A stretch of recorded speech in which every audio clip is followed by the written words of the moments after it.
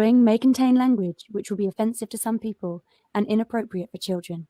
The topics discussed may include drugs, alcohol, or be sexual in nature. This show is intended for mature audiences. Listener discretion is advised. I'm serious. It's dirty. Really, really dirty. Still here? Then pour your favorite beverage, sit back, and let's get this fucking show started.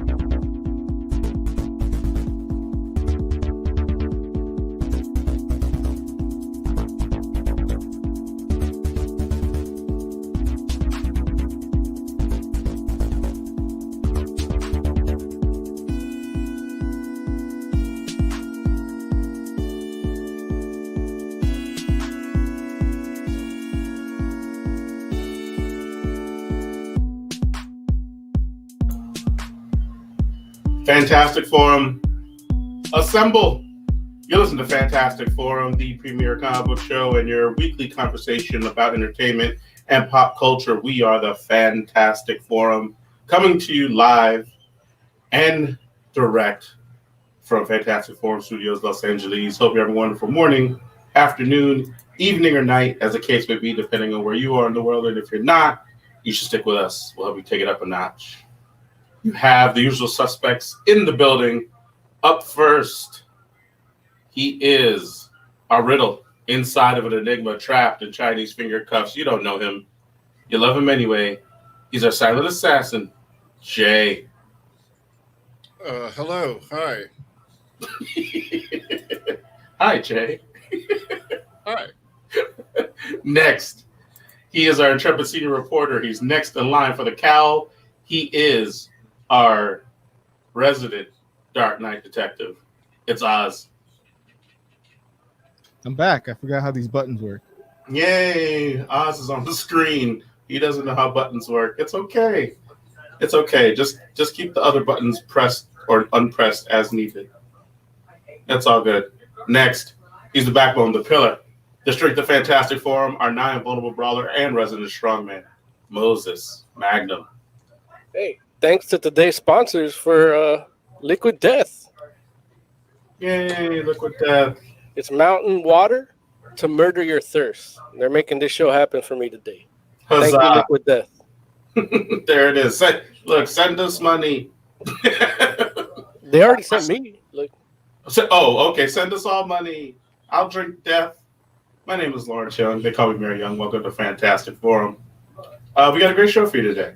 We're going to be talking to you all about the latest in comic book news. Of course, we got a heavy metal minute for you. We're going to bring you a review of Dave 2, the comic book, Dave 2, and, of course, whatever else it is that you all want to talk about. So we'll go ahead and tell you how it is you can do that in just a moment. But first, we want to make sure that we thank Mr. Scott Rubin, who, without him, this whole show wouldn't be possible. So, hey, thanks, Scott. Appreciate you, buddy. Let's go ahead and let the people know how it is they can get down with Fantastic Forum.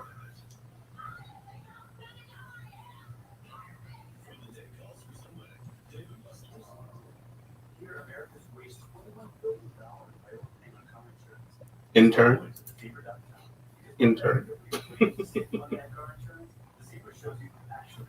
Wait, who's got the intern? You guys didn't hear that? No, we don't hear Oh, it. shit. Hold on. Oh, no. Is it happening? Yeah. We don't hear the intern. Intern, no. All right, wait. I got it. Uh-oh. Want to get in on the action? Call Fantastic Forum on Skype and join the fun. Too shy to call in? That's okay. You can join the Discord chat room available at FantasticForum.live. Join the party. You know you want to. She's so sexy. You're right. Sitting there like stoic, without like nothing moves, and then that voice pops out. It gets me. she's I haven't really so, had a chance to see that. the way she says Fantastic Forum that live. It really gets me. I love it. We create a visual experience here. Anyway, so yeah, if you want to get down with the show, please do. We already have Tiger Claw in chat. You want to read this, Jay? Yeah. Tiger Clan Chat says, so Moses is drinking himself to liquid death. I'm actually giving myself life because it's actually mountain spring water from drinking water from the Austrian Alps. So yeah, it's actually water in a can, and they sell this at heavy metal concerts a lot, and the venues are closing down, and so now I'm drinking it on the show. Wait, Mo, what is that behind you? This? Yeah. The silver Oh, it's a mask. of what? It's a COVID mask. Yeah, it's just a generic mask. It's like, it's kind of a rare finish. Kind of weird looking. I like it. It's pretty cool. It's 99 cents at the 99-cent store. Nice. Wow. Yeah. 99-cent mask? Yeah. And then it's see-through. So when you put it on, you can actually see through. It's like a one-way mirror, two-way mirror. I don't know which one. But Okay. yeah, it's really cool looking. And I wanted to buy one to just cut the bottom off to wear over my COVID mask. Mm-hmm. But I didn't have the heart to cut it up. So I just kept the one and keep it on the wall. Nice. It's very Lovecraftian, Hellraiser-y, but it's kind of generic mask, and I like that. It looks like it might make. Oh, go ahead. Speaking of, have you been watching Lovecraft Country? Is that good? Like, Oh, it's just amazing. It's not as Lovecrafty as I would like it, but it's really good. The last episode, Seen it. look, since we're a little low on content, I can review that last episode. Larry, you saw it too, right? No, I haven't seen the last episode, so you can't review it. So no. I made my own edibles. I got a bunch of weed, decarboxylated it, extracted. You what is it? I took out one carbon atom. Oh, how do you do that? With heat. When you smoke, Oh. you're actually taking that carbon atom out, and that's what makes you high. THC 11 is the actual name. You turn it into THC 10. Then you actually extract the THC 10 with a solvent, and then you use that to make your edibles. So I made Darth Vader heads, and I ate a whole one. First time, and man, after watching that episode of Lovecraft Country, man, am I glad I did that. That shit was oh my god. George's wife, she goes to the end of time, the universe, like speaks to God, and it's this robotic black woman with a giant afro. Man, don't tell us everything, man. Sorry. Wait a minute. Blame the liquid death. No, I'm blaming the Moses. It's the liquid death talking. But Lovecraft Country is pretty awesome. I almost wish it was more Lovecrafty in terms of because the whole point is they're explaining to you everything that's happening. And one of the greatest things about Lovecraft is that a lot of those questions are left unanswered. But it is a really good show. I would recommend it for fans of your Supernaturals, maybe X-Files, kind of like that. And it does have an overall story, but each episode focuses on just one small aspect of each character. Mm-hmm. And they don't try to stick in B stories, C stories, the CW superhero shit does. They'll dedicate a whole episode and then give you a little bit of somebody else to fill in. But each episode is no shorter than 59 minutes. So they feel long as fuck. they're really dense, and they're a nice solid hour. Yeah. The end. The lead of that joint supposedly is getting cast for Kang, the Conqueror. Yeah. He's the dude that I wanted to be a Black Panther in my idea of doing different generations of Black Panther movies or shows. Yeah. But yeah, no, I think. Well, the thing about Kang, I'm okay with him being Kang. I am more concerned about how they do Kang. You know, I can see that. I think Disney would be. I want to say they fuck it up. They'll change it, and in a lot of the things that Disney changes, kind of takes away some of the cool factor of what I like about like a Hank Pym or a Ultron. You know, but there's still a cool version. You know, a good example of that is Ghost in Ant-Man 2. Like that Ghost is really good, and almost it's different in the comic, but it's I want to say even better. And I mean, there is a version of that Ghost in the comic. It just comes a lot like it's a newer version. You know what I mean? Because of the movie. No, before the movie. There was there was like a female Ghost before the movie came out. Yeah, but she wasn't like a tortured version of somebody held by S.H.I.E.L.D. Is she? No, she wasn't. That's a different story. I mean, obviously, and the connections to like Black Goliath, like that's all stuff they did for the movie. Right. But you know, it's just one of those things where like obviously Marvel will sometimes they choose to highlight some of their newer characters.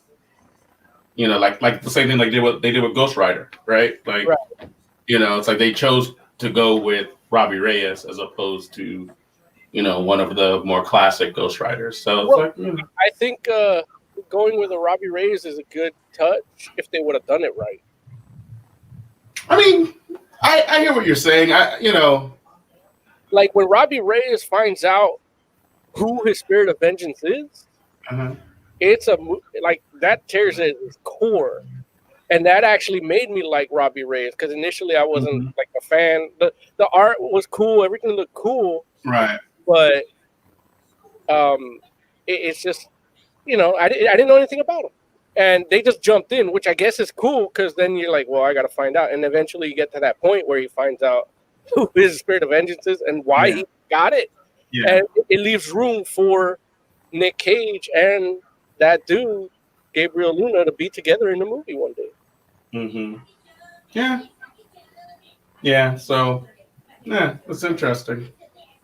One of the things that I can never stop talking about how Disney changes things in movies, but does them in a way that sometimes turns out better, is how they did M'Baku. Yeah. Like I really like that. Like they could have an M'Baku movie with the way they did him, That's true. Like so, it's I really like that because I actually liked M'Baku too, but he was a little bit more one-dimensional in the comics. Even though I liked how he was, I saw him in some cartoons and he was cool too. Still a little one-dimensional, but gave you a little more. And then the movie just took it to another level. Yeah, and that's just a testament to the movie too. Yeah, they definitely, and you modernized it, obviously, where, like the idea of having a big black guy in a gorilla costume, like in modern times, doesn't, like that would be weird. Yeah, but when you take no, we're not talking to you, Chad. We don't. You don't count when it comes to this discussion. You had your night yesterday during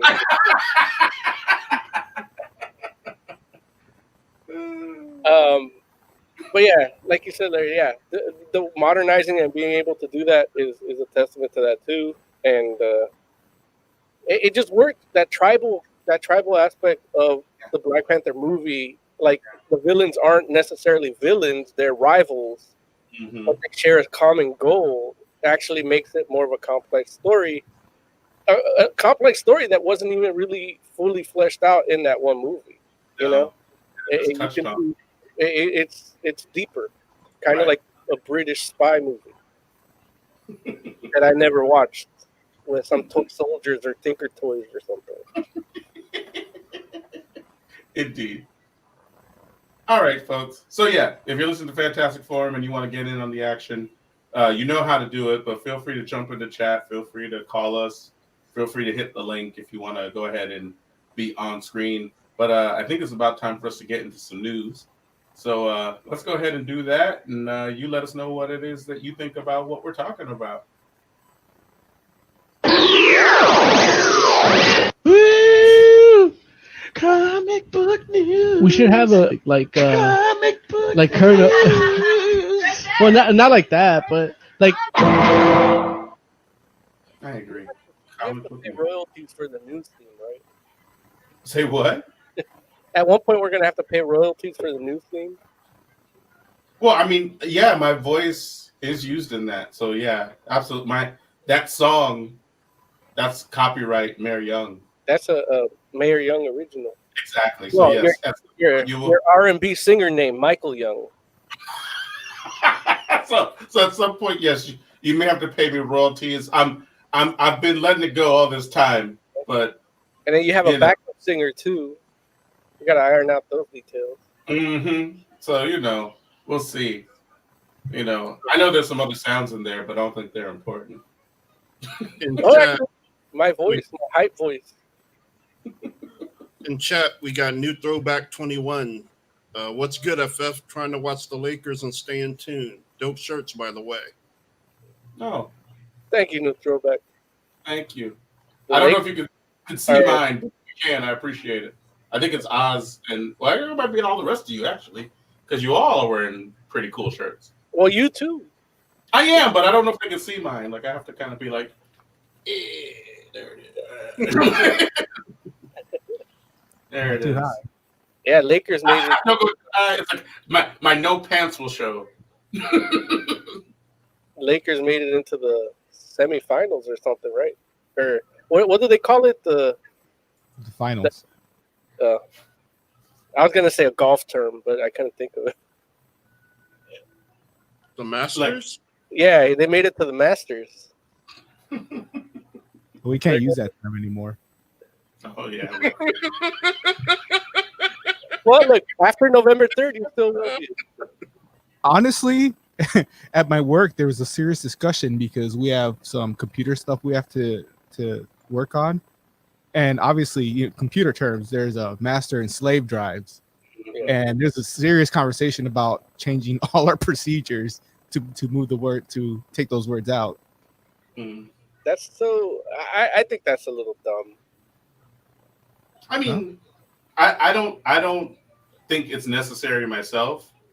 At the same time, though, it's one of these things where those conversations happen because people aren't trying to fix the actual problems. Exactly. That's why I think it's dumb. you have the conversation, in front of a judge in the Supreme Court. It's different. But Reminds me of that one. You guys just reminded me of that one Robot Chicken sketch where Lando Calrissian is talking to Boba Fett. He's like, "Oh, nice ship. Can't say I'm crazy about the name though." That's hilarious. I think Donald Glover needs to do that in the Lando movie. Should make that happen. I hope it doesn't. Well, because I hate when they reference things in Star Wars that are Earth constructs, like hell or, boudoir. But don't they? I mean, do they? They don't actually say hell in Star Wars, do they? Not hell, but they did something like They have like a Star Wars equivalent. they usually, in Lucas Star Wars, yeah. In Rainn Wilson or whoever did the second one, they do a lot of those. Like Ryan Johnson. Huh? Ryan Johnson. Yeah, whatever his name is. Okay. Oh, what I call him? Rainn Wilson. Rainn Wilson, whatever. I was thinking From The Office. I'm on your page, buddy. That's all. I'm trying to make sure. I'm like, Rainn Wilson. Okay, go ahead. I'm sorry. So, What did he do? well, I think they actually used the term boudoir in it, and Ah, they actually did it throughout the movie a couple times, and that really took me out of it. And I don't like it. mhm. I hear you. Wait, boudoir? I think it was boudoir or something. It was like an expression that we use here, huh? I'm sorry. Like bathroom? No, bedroom. Bedroom? Yeah. I feel like they use that term in Shadows of the Empire. Again, I probably if I knew what Shadows of the Empire was. I'm kidding. No, It's the book between yeah, I know. He Empire knows. and Return. He's Yeah, feigning ignorance, Jay. Don't let him do this. like I'm more concerned about the Lakers winning the World Cup, Joe. I don't know why he does this. Listen, I feel like Moses pretending to not know about sports somehow diminishes my actual ignorance of sports. That's how I feel. Well, it diminishes my actual knowledge of sports too, because I'll bring up some stats sometimes. Right. I remember Oz one time would almost spit out his beer because he's like, "How the fuck does he know all this shit?" It was like sports nerds are nerds too. Like it's all data collecting and memory. They are. Look, they're the original cosplayers. Yeah, That's hilarious. I mean, they're wearing jerseys, right? That you telling me that's not cosplay? and they're always 2 sizes too small too. Talking about we. You ain't on that team. You ain't on that team. They don't play you. Yeah. They don't even want you off the bench. That's always one of my go-to comments when I tell people I hate sports. I fuck sports. It's like all these fat fucks thinking they could run they can run for 90 minutes, and then they get mad when their team don't win. Like we lost. What do you mean we, motherfucker? You know how What did you do? yeah. What did you do? New What was Throwback 21 in chat says, haha, my bad. Didn't mean to throw y'all off with all this World Cup shit. That's hilarious. New throwback. So, Don't worry about it. It's cool because Joe didn't read his book that he was supposed to talk about. So we have Now, time. Dang, threw Jay under the bus where he belongs. now speaking of sports, if a team loses, and I bet money on that team, am I allowed to say we lost? Yes. Okay. I say yes. Yeah. If you have a stake in the game, then yes. Yeah. Because I'm I'm such a degenerate gambler. Like if I'm watching a sports game, there's money on it. Really? Since Well, when? That makes it really exciting. I can't imagine. Like, I mean, you know, the only sport I follow is mixed martial arts, and I can't even imagine betting on mixed martial arts. Like, Oh, I've done it feels like anything can happen. Oz, like let me guess, Oz. It started when you kind of worked at the casino, right? No, slightly after, because when I was at the casino, I still didn't have money. Oh, that's right. Yeah, you just counted other Right. money. I gotta. Although I did have a blackjack thing. Like I love playing blackjack because Oh, yeah. I'm good at it. I did too. Yeah. But yeah, that doesn't seem as bad because you go to Vegas, you play blackjack. But Hey. when you're on the fucking internet, like have an account and you're like looking at numbers and just a spreadsheet that you created on teams and injury reports, it's getting a little problematic. I once won $1,500 in blackjack on Vegas on the first day of my 4-day trip, and I went with only like $400. And then I bet those $1,500 on one hand Why would you do that? because it's fucking exciting to lose, Larry. That's what a Why- degenerate gambler is. Why wouldn't you take that 1,500, split it in two, and keep one half of it, and then gamble all the rest of it? Well, even if it is First in of one all- hand. First of all, Lawrence, it's not even real money. It's just plastic chips. No, it's real money. It's real. Like you can literally go to It's the little cage. round. It's like Pogs. No, it's not like Pogs. They're worth something. Well, Pogs are worth something too, but Yeah, not really. The higher Only value a ones few are of them. really Only a few of tiny. them. Very few. The thing What about do you it, call Larry, that one metal Pog that like the slammer? Yeah. That's the one you want. That's the Yeah. like $10,000 one. No, there's only one probably. Oh, there's not even probably even one $10,000 slabber anymore. Yeah. No, I mean in a casino chip. You are Oh. so crazy. At the casino I worked at, they had a $10,000 chip Yeah. because in California, the way it works is you're not gambling against the house, you're gambling against other players. So there's a player that's basically a bank. It just has like a stack of chips and they cover all the bets. And so they had like a $10,000 chip and like a plastic cube thing. It's kind of cool to watch. I actually applied to work as that player, and they actually teach you how to play to win. to win. Yeah, and yeah, and it turns Like, out they have very strict rules. Like you can't take chances. If Yeah. this is what you're showing, like this is what you have to do. yeah, which You is better, why I didn't get the job because I was like, but yeah, Larry, back to your question about why not split that money. And in the gambling industry, in the casino business and hospitality business like that in Vegas and Reno and Atlantic City at the Taj Mahal, they if you do that, they have a term for you. It's called a pussy. Oh, So Lord. you don't do that. I'm just saying, pussies are strong and flexible. But yeah, that's the weird thing. That's the most I've ever been sad in my life is when I lost money. Because I had only been there for a couple hours. I still had 4 days to go with no money. And there's nothing more depressing than being in Vegas with no money. That's Yeah. true. Yeah. Anyway, okay, let's talk about some comic book news. Let's start with this. LA Comic-Con has announced that they are holding their event in person live at the LA Convention Center December 11th through the 13th. I'll be there. Oh, you Me son too. of a- Oh, you sons of bitches. I actually posted Oz, a video. come on down, Oz. You didn't go to Comic-Con.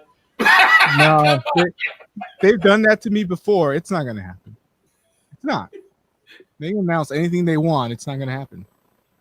Let me ask this question. Jay, why are you going to LA Comic-Con in December if it happens? It'll be something to do. Get out of the house. Like, should be fun. Look at some comics, see some panels. Okay.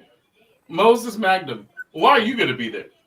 We do a comic book show, and if it actually happens, we are now a visual medium.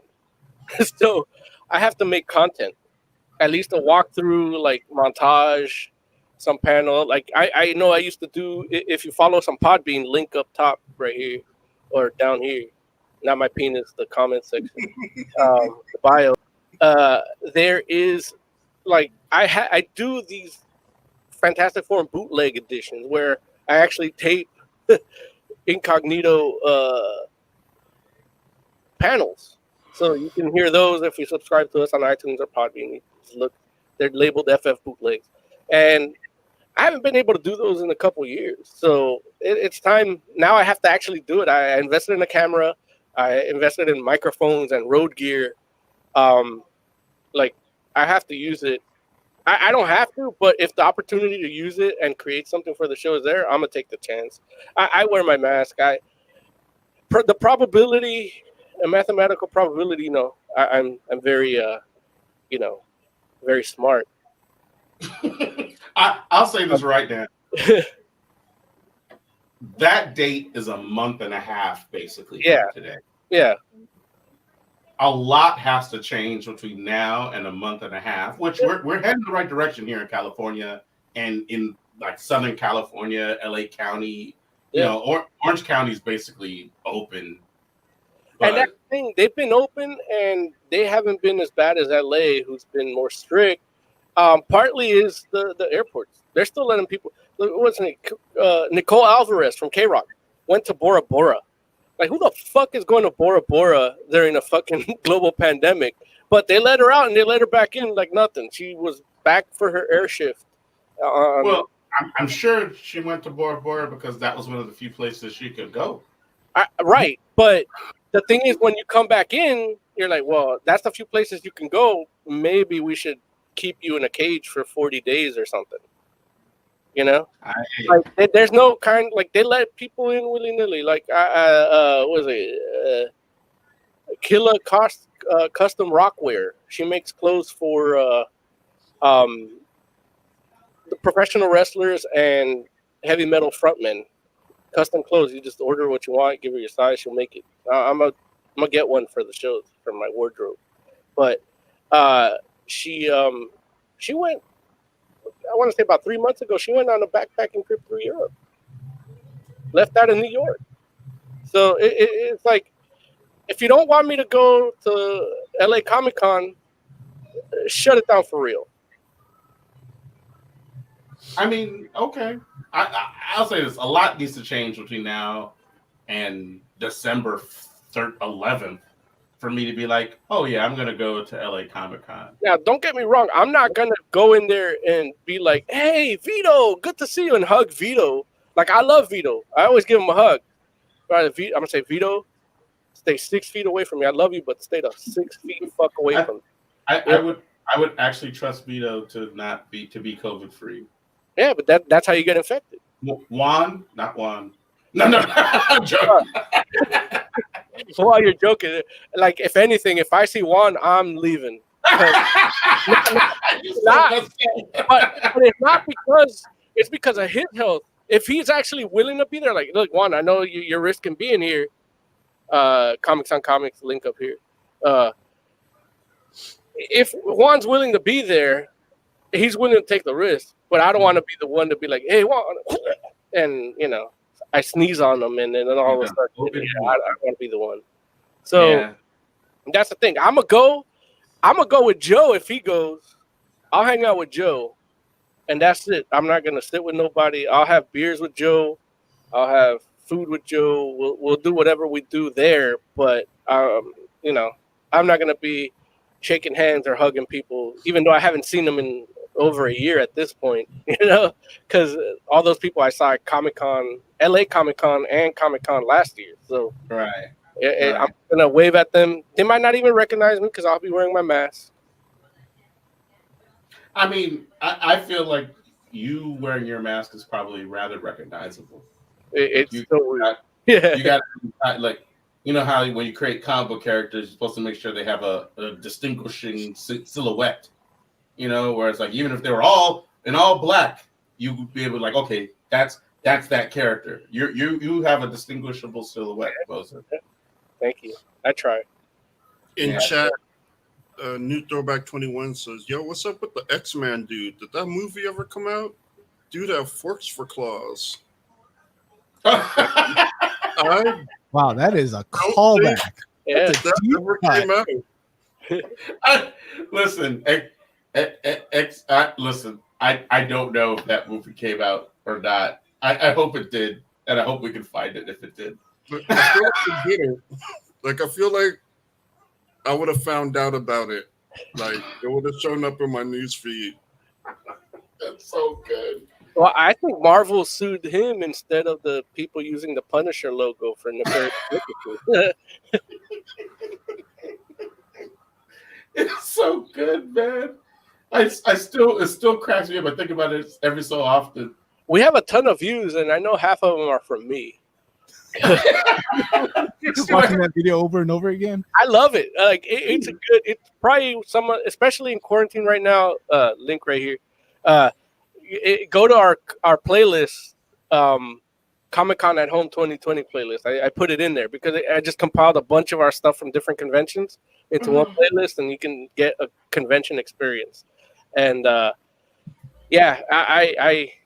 I watch that pretty often. It's gonna be the best 1 minute and 11 seconds of your life. The way he talks to me when I mention Nate Gray, it's almost too funny. Because he looks like you, like, are you stupid? Right, exactly. Like he talks to me like I'm the one that's crazy, and it cracks me up every time. Where he's like, "No, X-Man." I know, Larry, you said this, and one of my favorite things about that video is Joe's directing. Because Joe, like, it's really a blooper essentially of you doing some preamble for something you're going to record, and then that happens, and then as soon as Joe sees him with his real eyes, he goes, and then he's like, and then he just focuses on them, and then as he does things, he's like, he makes sure, okay, zoom in on the hands, zoom in on the neck tape, like, and the guy's just, he knows it's being taped, but he's like, he's just so real. I still maintain that it was part of the Daily Show or something, or Bill Maher, and Right.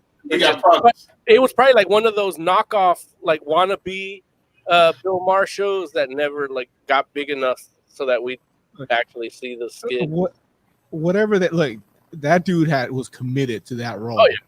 Like I was starting to believe him. Like, I believe those were sideburns, not just paper.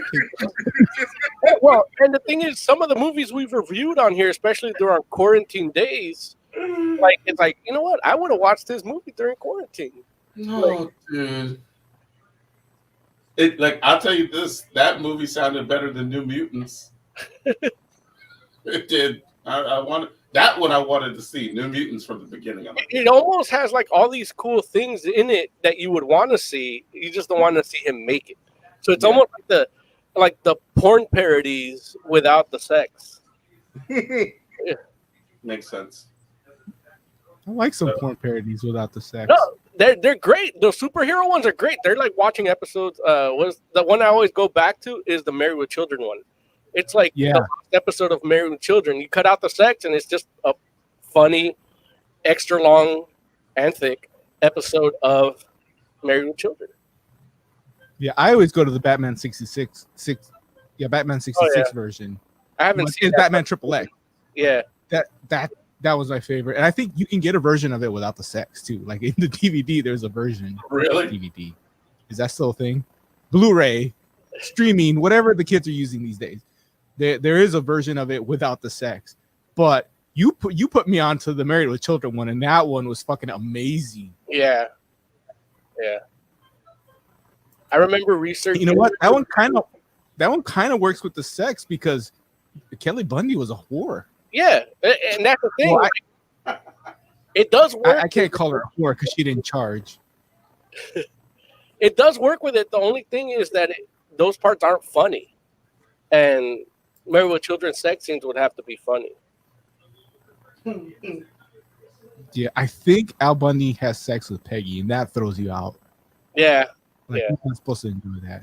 And she's not supposed to enjoy that. Yeah, that's the only like character flaw. Like they did it wrong. That's the Disney Married with Children. If you don't want to get sued, you have to put something that you can say, look, it's not really like the show because this would never happen on the show. Well, that's why they call it not Married with Children. Like that. So, what else is happening in the news? Home Dude got cast as Hawkman on Black Adam. Yes. Yes. Aldous Hodge. I think he's going to be good. I've seen him in a couple things. None of them stick out to me, but I know the dude, and like him as Hawkman is something I would enjoy seeing. I'm trying to think if I can think of something that he's been in that people might know, but I can't. Ultimately, with Hawkman, it's not the secret identity that like anybody can play that. That's just you have to be a decent actor. It's the costume. Yeah, like, that looks like, because it can look ridiculous. It can look amazing. I think on him it'll look good, even if it's crappy. Like he could be on Smallville and be Hawkman, and it'll look fucking great. Smallville's Hawkman wasn't that bad. No, it wasn't. But that's what I'm saying. Like you could do a TV version of it with him, and it'll look good. Yeah. I wish Home Dude would have hit the gym before he put on that costume, but he can't get everything. He was in Die Hard with a Vengeance, Big Mama's House, Lady Killers, The Tenants, Little Athens, Happy Feet. He was awesome in Happy Feet. I never saw that. Wait, say again? I never saw that. Happy Feet's amazing. You should watch it as soon as the show's over. I only like the part where Robin Williams sings "I Want to Know What Love Is." That's a good part. I don't know. It feels like I probably would not enjoy it. Well, look, if you would have read Pitsumi, you might be in a better state of mind to watch Happy Feet. I don't Okay. know what to tell you, man. It's like it's a good story. The music's pretty amazing. It's like, yeah, it's. I don't know what you want from it. The animation's good. So, I feel like if you watch Happy Feet and don't enjoy it, pretty much says something about you, Jay. Nothing about Happy Feet. It's like, Yeah, I could take that. He played MC Ren in Straight Outta Compton. oh yeah, I didn't see that. that was good too. Jeez. Yeah, but they fucked up the hat. What are you talking about, Jay? What's that? Easy E's hat. It was the wrong one. Jay, what? The hat. It was the wrong hat. He was wearing a hat from the design was like the future design, not the design that they wore back then. Joe, you Oh didn't- yeah, that's where I saw the guy, and he was really good on Supernatural. What did he play in Who Supernatural? do you play in Supernatural?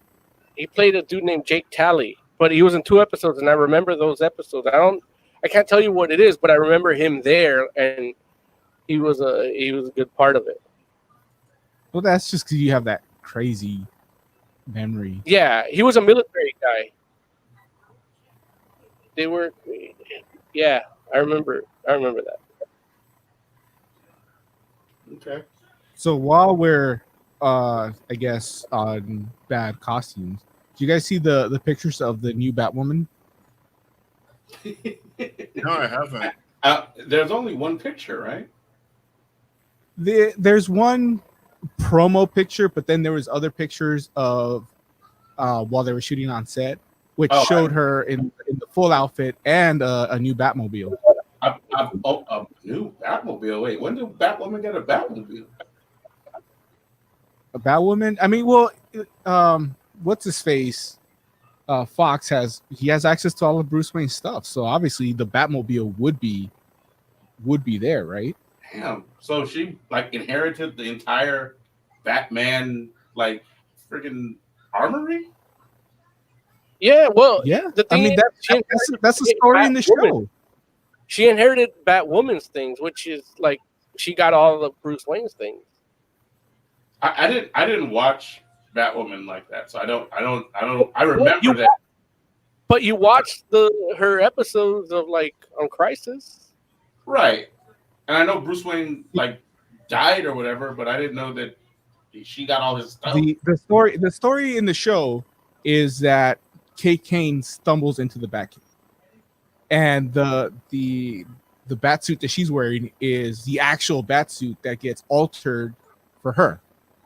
Oh. So she's got all of Bruce Wayne's stuff because Bruce Wayne's gone, and I keep what's Luke Fox is the guy behind the counter.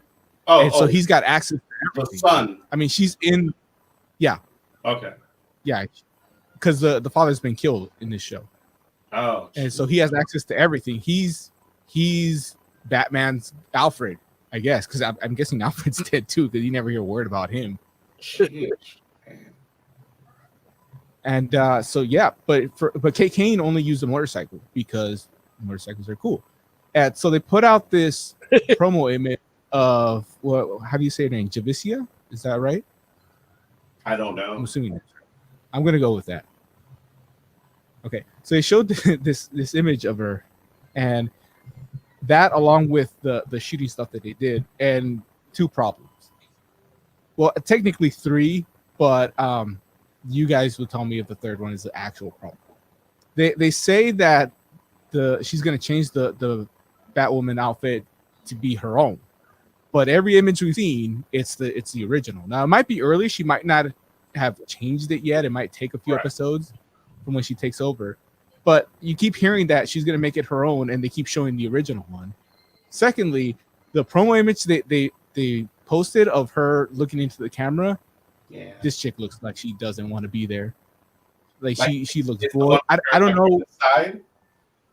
Yeah, Yeah. it's just she looks uninterested. The mask fits her weird, which isn't too bad of a problem because again, it wasn't made for her. It was Kate Kane's. Yeah, the mask does fit her weird. And then those on-set images like obviously show the classic costume.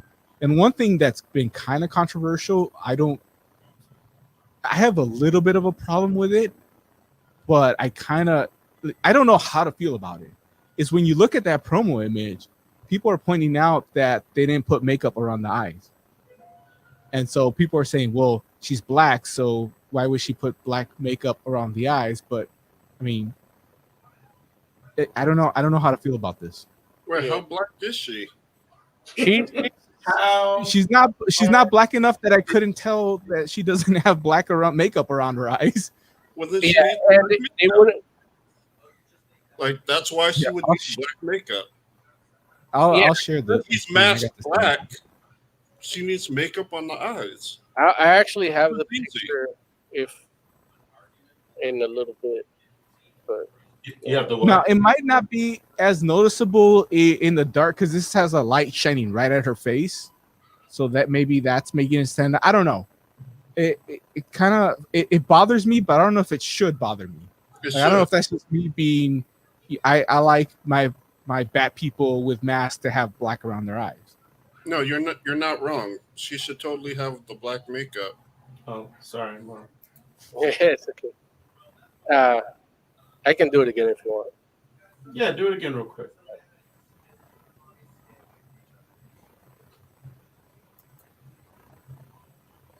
Yeah, the thing is,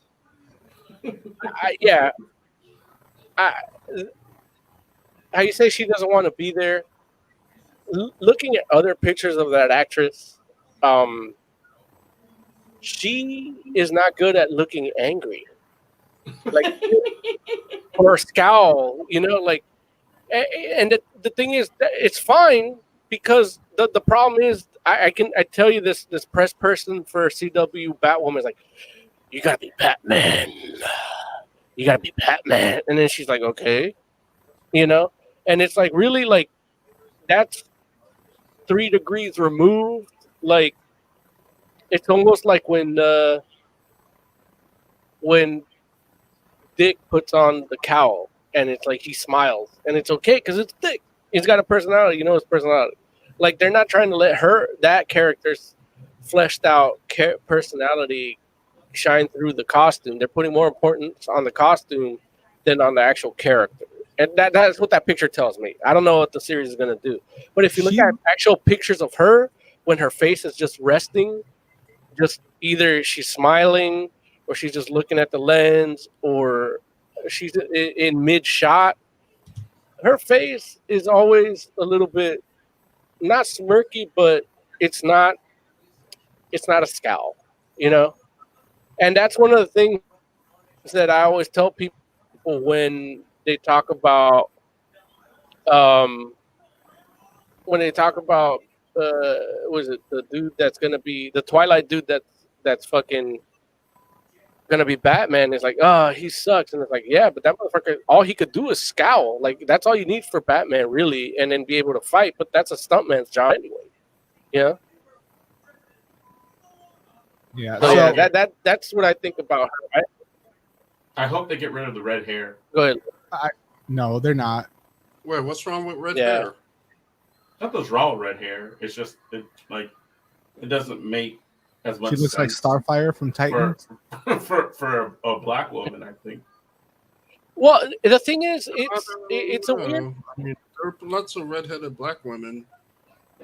I mean, like the idea behind it is, it's kind of like part of the disguise, right? Like, Well, it's that's like, right in the comic and in the show, right? Like, because she's actually has short hair. well in the show she has short hair. In the comic, I remember her just being pale with red hair. She has and red hair, but it's not that long, I don't think, right? In the J.H. Williams comic before New 52, and then they brought it over to New 52, it was like she just looks like she just puts on that over her forehead and is Batwoman. Like Okay. that was your issue with the comic too, where it's like she's so pale, like you know who she is. Yeah. You Yeah, know? no, I agree, and Yeah. I'm just saying that like, I mean, I'm just like, as a black person, no one's gonna Well, believe that that's I her don't. hair. Yeah, and here's the thing: you got to suspend disbelief for this show because really, it's just trying to capitalize on what that comic did, and it's not taking any of those stories, any of those dynamics at this point, and any of those characters. But it's like it just needs to look like any. They want it to look like a J.H. Williams cover. You know, if somebody could share a J.H. Williams cover, like that's what they want to do. Every picture they show, every promotional picture, they want to do that. And right now, it seems like they're trying to capture that with her, and it's just not working for them. Wait, did you say no one's going to believe a black person has red hair?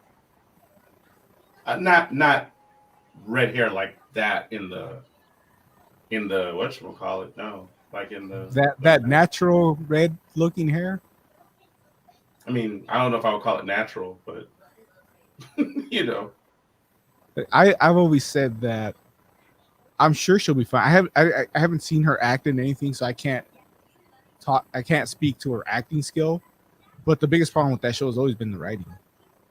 I mean, Yeah. Ruby Rose was not a great actress, but she wasn't bad either. Like, she wasn't horrible. She was serviceable. With a better script, I think she would have done well. So, and they changed the main actor, but they haven't changed the writers, as far as I know. So, I don't have high hopes for it. When's it start? Anybody know? 2020. That's the job already. I mean, they're already shooting, obviously, because we have the images. Right. So you got to figure summer, maybe 2021. Yeah. All right. Well, we'll see what happens. They announced the series for Peacemaker. There you go. Go ahead, Bo. Okay. Bam! Hit him with it. Dude, that was so blurry. I thought it was Ant-Man for a minute. It looks mean, like that, man. Helmet. Yeah, similar. It's blurry. Now, did they mention if this is a prequel or afterquel to the movie? After Quill, not a sequel. Postquel? Post Quill, yes. Peter Quill. Prequel, postquel, Star-Lord, whatever. Because if it's after the movie, then it kind of implies he's not going to die.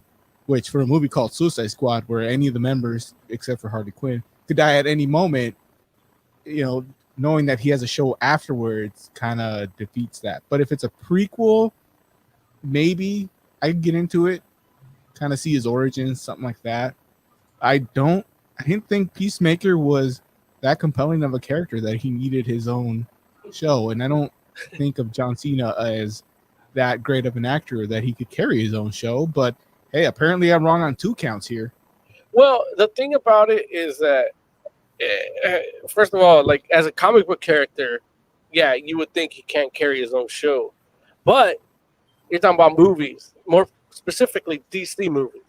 They're going to make them tight as fuck, which is like, because it's going to be not like the comics.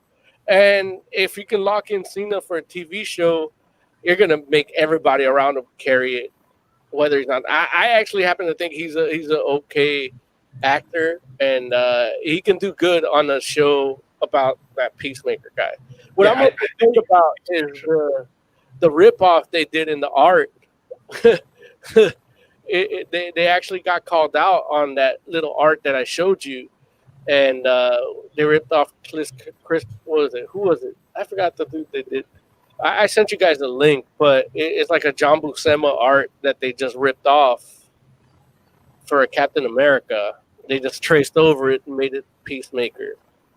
But as far as I'm sorry, which is strange. It's like it's not like there's not enough Peacemaker art out there. Yeah, but none of it is Marvel or good. Well, that's what I'm saying. Like Marvel has a way. Like you can do any character's face in any era of Marvel and just do it with that red background. It's gonna look good. You can't do that with a lot of DC dudes. I've heard that red backgrounds make stuff look better. Yeah. Gotta get used to the camera location. You got your internet fixed, huh? No. You're just closer to the router. Yes. I will say that too. Like, I feel like, I'm not, by no means am I saying John Cena has like a wide range, because I don't know that that's the case. Have you But- seen Trainwreck? I've seen what? Trainwreck? Oh, that's the. All right. Don't finish your sentence, and then we'll talk about it next week after What? you watch Trainwreck. I mean, He's not gonna watch Trainwreck. I would watch Trainwreck, but I don't feel like I need to watch it to finish He's the too set. busy rebuying Mulan for the third time. What makes you feel like I bought Mulan once? Because Oh boy. You're forgetting it's a female lead character. Oh wow! How dare! oh yeah. How dare My all bad. of you? Listen, My bad. I paid for Disney Plus. It's going to be free in December. I will wait for December. And- See, that's the thing, Joe. He pays for it, but then he doesn't watch it out of protest. No, I'm not going to pay extra. Look, Disney already has me paying extra for subscriptions on stuff for fights through ESPN Plus. That's enough for me. I don't want to pay no more extra on nothing else. So anyway, Yeah, but a fight's Here's- like pay-per-view. And here's the yeah, thing, but Larry. it's a pay-per-view on the streaming service. That's how you I mean, I could say pay-per-view on my cable service that I'm already paying for. No, That's the thing. how Larry doesn't beat off, because he pays for UFC fights, which is basically just gay porn foreplay. what? No. Anyway, Yeah. listen. It wouldn't- If what the I'm guys trying are to say, walking after, like, I saw the build-up if I watched that UFC fight. what I'm saying is John Cena. I'm not gonna say he has an amazing range, but what I will say is that I think he definitely has the range to be Peacemaker, or shoot, John Cena probably could have been an amazing U.S. agent if they didn't go with other dudes. Like John Cena could have been U.S. agent. Well, No, you know the who I want limit- though? If What? you want John Cena in Marvel, I want him to be Hercules. No, I don't think John Cena's a good pick for Hercules. Be Hercules. I think that yeah. I think the outer limit of Cena's acting range is probably douchebag, like big jock douchebag, and that's the way they're describing Peacemaker. Like, he literally says in the little intro vignette that when he asked, well, what's his character, and they told him douchey Captain America. That he can do that. Yeah. Well, I think he'll be fine in this role. Yeah. It's just I wasn't expecting a Peacemaker TV show, and I think it's 6 episodes. So I mean, it's not like But also HBO Max, yeah, CW, so they could do a lot with that. It's crazy just because Peacemaker, for whatever reason, is one of those like deep cut DC characters that I just happen to know. I don't know. I can't even tell you why I know Peacemaker. And when they said John Cena's being Peacemaker, I was like, dude, like that actually works really well. And then when I saw him, I was like, oh, come on, man. Like I was like, that guy looks like he's like ripped from the comic book right there, which is crazy because Peacemaker has a weird, crazy costume. I was assuming that they're just gonna kill him off, you know, like one of the first people to die, which very well might be the case. But when they say he's getting the TV show, who knows? Maybe it'll be. Well, Maybe they'll. that's what makes me think it's a prequel. I mean, Peacemaker is such a deep cut. Like I heard that he was playing Peacemaker, and I my mind just went blank. Yeah. Like, what the Peacemaker? What the fuck is that? And then I saw him in the outfit. I was like, oh yeah, that guy. I listen. Alright. I can't tell you why I know who Peacemaker is. Like I can't remember what I read that made me know Peacemaker, but it's something. You know what is Peacemaker in Armageddon? And like that Armageddon 2001 with the Monarch, is he in that? Look, I can tell he hasn't been in a Suicide Squad book since Rebirth for sure. I don't. 52. Sorry, Well, like, 50. so I- I meant 52 because Rebirth is actually kind of recent. No, but he's listen, definitely at least 10 years he hasn't been in a book that I've No. read. I'm literally talking about like DC Comics from like the late 80s. I mean, late 80s. I'm sorry, late 90s. Like that's I read something with Peacemaker like probably in that era. So like we're talking 20 years ago. Like nothing recent. Like I haven't seen Peacemaker in a comic book in I don't know since then probably. It's weird. It's weird. I don't get it because I know exactly who the character was, and I don't. And to the point where I'm like, John Cena is perfect for that role, which is weird. Am I the only one that's going to watch this, or are you guys going to check it out? I I don't mean just for this show. I mean, like if this show didn't exist, would you watch it? I would genuinely be interested in seeing that. Well, yeah, but you like to watch sweaty buff men. I'm asking the other guys that.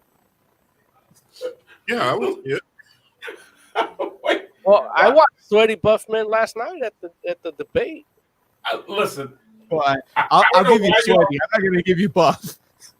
I don't know why you all talking like y'all don't watch other sports. Like every professional sport has sweaty buff men. Every sport I watch, they wear clothes and they're not humping each other. I don't watch any sports. Sure you don't. I don't. You just know the stats. Yeah. Well, because as a nerd, that's the easy thing to do. Just learn the stats and you can talk shit to anybody. It's the ultimate RPG. Yeah. It's fantasy football. It's like the ultimate RPG game. It's incredible. I can't keep up with these people. I just wish they had downs in football. Now, Lawrence, I have a question. I have a question, just because you're a combat sports guy. Because I really want to differentiate if it's the naked dudes humping each other, that aspect, or the actual like strategy and technique. How do you feel about boxing? I'm not a big fan of boxing. Okay, so you're into the dudes humping. He enjoyed it before UFC came around. Well, yeah, because there's more, Like, I mean, you feel like there's more strategy in boxing than mixed martial arts? Yes, Well, I would prefer paying off people to to lose. Well, that's strategy too. Yeah, you gotta win behind the scenes before you win in front of the scenes. I mean, realistically speaking, like you're just talking about like with boxing, you only have two weapons. You have your fists and your right. So no, not your feet. You can't kick. I'll give Mo that because I prefer kickboxing over regular boxing, but we don't get that. That's not a major sport in the U.S. Yeah. So boxing is all I have. In fact, I would rather see Muay Thai. Muay Thai is it's like one of the best sporting events I've ever watched. Yeah, no, all that is amazing. I mean, but it's a sport where when they hug and start, getting a little too close, they separate them. They make them actually fight. Yeah. Oh, but that's the thing where it's like, when people go to the ground, that's not them not fighting, or even when they're like up against the cage, like that. They're like being up against the cage is some of the most grueling parts of the whole thing. Like that's a literal test of strength. It's literally like you messing around and really. Look, I've been on the ground where I have to. I've been on the ground where I had to overpower my wife, and that's what got her going that day. So I understand. I get it. I got it. It's cool. I'm just saying. I just think a sport where they force you to separate and then get back and fight is preferable. So Muay Thai, the best. Kickboxing, second best. Regular boxing is all I can really get in America. So that's my sport of choice. I mean, but that's the title of this episode. Larry is fascinated by sweaty men. It's like it's literally like any fight that you've ever seen in real life is not a boxing match. It's mixed martial arts. Yeah. So I mean, don't like if you've ever been in a real fight and you had a grown man fall on top of you onto the ground, I bet you didn't feel like you were getting sweet loving then. I mean, you didn't feel like you were being caressed. You probably pooped yourself because you're like, I'm gonna die. Yeah, Which in every fight I've ever been in, I've stayed on my feet. oh well, I've lost several fights. Don't get me wrong. I'm not saying I'm the greatest fighter. I've lost a lot of fights, but I lost them on my feet. oh, I don't know what to tell you, man. I'm like, I will say that 95% of the fights I've ever seen end up on the ground, just because that's I what had happens. one guy. One guy tried to grapple me. One guy tried to grapple me, and he took a knee to the head for it. Yeah, hey, That's one of the few ones that I won because he actually tried to grapple. you can't do that in boxing. I know. I know when I was training, one of the things was like we went towards my body type, which is short center of gravity and bulk. So it's more of body weight stuff, short grabs and stuff. No hugging, but they did like one thing you can't escape is ground game. Like, what are you gonna do when you if you actually get to fall? Because you know, with my body type, you can't fall easily, but if it's the one person that actually gets you to the ground, what are you gonna do? And that's when he actually starts sucking his dick. And then, and then I won the audition for Ultimate Fighter. Okay, see, yeah, no, Mo's got me beat because I was gonna say, look, if they got you on the ground, you start masturbating because nobody wants to grab a guy that's well, Lawrence might, but nobody wants to grab a guy masturbating, so that throws them off their game, and that gives you time to get up and get back in it. Yeah, man, I like that. Ugh. I always maintain the best defense mechanism is say I have a hard on. Why say it? Actually do it. No, yeah, but no. Hey, look, then you have to show that's it. Mental right there, like that. That's concentration. If you say it, they're like, "Whoa, what?" You know. I actually did that once at a convention, not a comic book convention. I would have never desecrated a comic book convention like that. But we went to the porno convention here in LA, and they did this weird thing where it was like the artist alley for the LA Exotica, and for some reason they decided to do like the 2-song special like they do at a strip club, but in that little alley, and they just had the booth babes just jump on the tables and start dancing all along that corridor.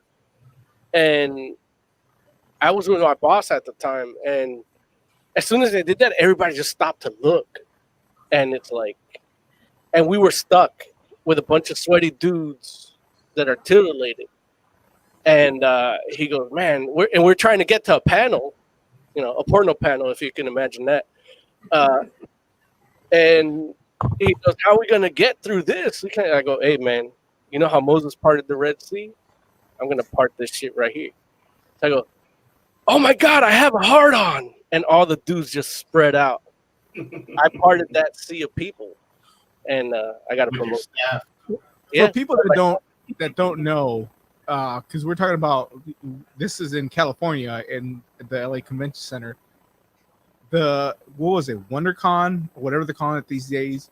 Across the street was LA Exotica, was the PornoCon. Yeah. At the same time, which is always amazing to me. Yeah. That's how they do. Yeah. So, Disney Plus hired an actress for the Miss Marvel show. They're going with Iman Vellani. I can't find any filmography for her, so this might be her first thing. Yeah, she's real new. Is Miss Marvel that compelling of a character? Yes. I would say so. She's compelling enough. I heard she was popular when she first came on the scene, and her stuff in the game was kind of interesting, but I don't know a whole lot about the character to really. The comic is much better than the game. Yeah, Right. the game. Oh, go ahead, Joe. I would say check out Champions. You get a lot of her there, and it kind of showcases why you should be reading her. I think she's definitely better in a group dynamic because like she's cool like in the Avengers when she was in the Avengers, and yeah, she's great in Champions. Her book by itself is still a good book too, though. Is that her story in the comics? Is she's basically an Avengers fangirl that gets powers, Kind of. or specifically a Miss Marvel fangirl? Excuse me. Bless you. COVID. No, she is a Miss Marvel fangirl, but she is also a fan of the heroes in general. But Miss Marvel's her favorite. Okay. I mean, I'll watch it. Like, she seemed interesting in the game. I don't know a whole lot about her. I want to know more about her, so I'll watch the TV show and see how that plays out. And this is the animated joint, right? Like this is animated. It's not live action, right, Jay? Is it? I thought it was live action. Yeah, I thought it was live action. Live action. Oh, If it's animated, I'm out. The only animated I thought was the What Ifs. Like that's why they're getting a. That's why they got an actual Muslim to play her. Yeah, otherwise they would have had, Well, that's not necessarily true because they're replacing, like the Simpsons are replacing Carl by but with a black guy to do the voice. Well, yeah, but that's and like a Fox. couple other shows. That's Fox. They have integrity. They're not Disney. I mean, they kind of are now. Yeah, like, That's like weren't they part of the merger? Yeah. Well, they ruined The Simpsons. Like, they still haven't fixed The Simpsons aspect ratio. I thought that was supposed to happen by now. There was a news story that was going to happen. Well, as far as I know, it hasn't. Maybe I haven't watched it in a while. I got tired. Okay, well, watch it after the show and report on that next week because I think they said that was supposed to happen, and if it hasn't happened, then that's more Disney lies Yeah, that Lawrence is covering up for. Oh, What did I even say? you love Disney. I'm like, what lie did I cover up for? oh boy. Okay, that's fair. On chat, It's like two buttons that I have at my ready at all times. Tiger Klein chat says also Miss Marvel is going to appear in the movies too. So yeah, it'd be weird for her to be animated in a live action movie. It wouldn't be that weird. I'd be okay with it. I mean, I'd be okay with it, but it'd be weird. Speaking of young heroes, the Boys spinoff has been announced. I don't know the name of it, but it's essentially I forget what book it was. I'm thinking Arena for some reason, but it was a Marvel book where there was a reality show where superheroes were competing to get on a team. It's New Mutants, no? Not New Mutants. New Warriors. They were competing on a TV show, and for I some think- reason I keep thinking Arena. I think he's thinking about Avengers Arena, but it wasn't. Yeah, that was- might be it. It was televised, but it wasn't. They weren't trying to get on a TV show. Was that televised? I didn't think Yeah, it was It televised. was like a reality show style. Arcade. Was it Arcade? Kid was watching, but he wasn't broadcasting it, was he? Yeah. I thought he was broadcasting, but He maybe wasn't There was also an independent book that we reviewed that was like a reality show where people were trying to become superheroes. Do you remember it? No, I don't remember the title. I think Okay. that's a Mo book. Which Mo okay, figured it out. Yeah, it was America's Got Powers, but Joe said that wasn't it because it was a Oh. female character. It Okay, was well, it was the girl was the main character, and she got on the team because she wanted to fight that world's main bad guy, and she lied, and they kind of like went through a whole thing, and then when she does, like she fucks up everything, and they get super pissed at her, and the art was amazing, and I don't know what book it is. I asked Reddit, they've ignored me. Like, I Should have go- no idea what this book is. You should go on Quora. Quora. Is that Don't- Q O U R A? Don't go. on. You. Like Where- I where get not? spam from Cora now. I went to look at one question. I didn't even ask a question. I just looked at it, and somehow they got my email address, and I get spam. Oh, because they're owned by Google, so they already have your email address as soon as you go on it. Look, that's probably it. That's it. Right. Yeah. I've been on Quora. I don't get any spam from them. Oh, you get it. You just have a better filter than Oz does. Oh, that could be so. It's part of his government clearance. Like the government's owned by Google, so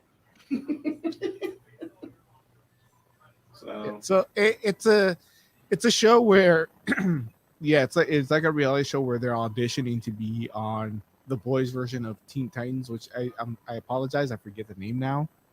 It's like Young Generation or but that's not based on the comic, right? no, it's not based. No, there was no comic. Good, I'm not watching it. This show has been from day one away from the comic. I mean, the Right, fact that the boys don't even have powers Look, yeah. is already away from the comic. Look, don't say that, because my whole thing is like I didn't read this comic because there's a TV show based on it that's bastardizing it, and I'm okay with that. But then a bastardization about the bastardization that I cannot stand for. Well, it's not a bastardization of a. Well, it might be a bastardization of a bastardization. I can't say that word. that's but- what it is. Because it's not something that existed. Hey, hold on, say it again. It's a new thing.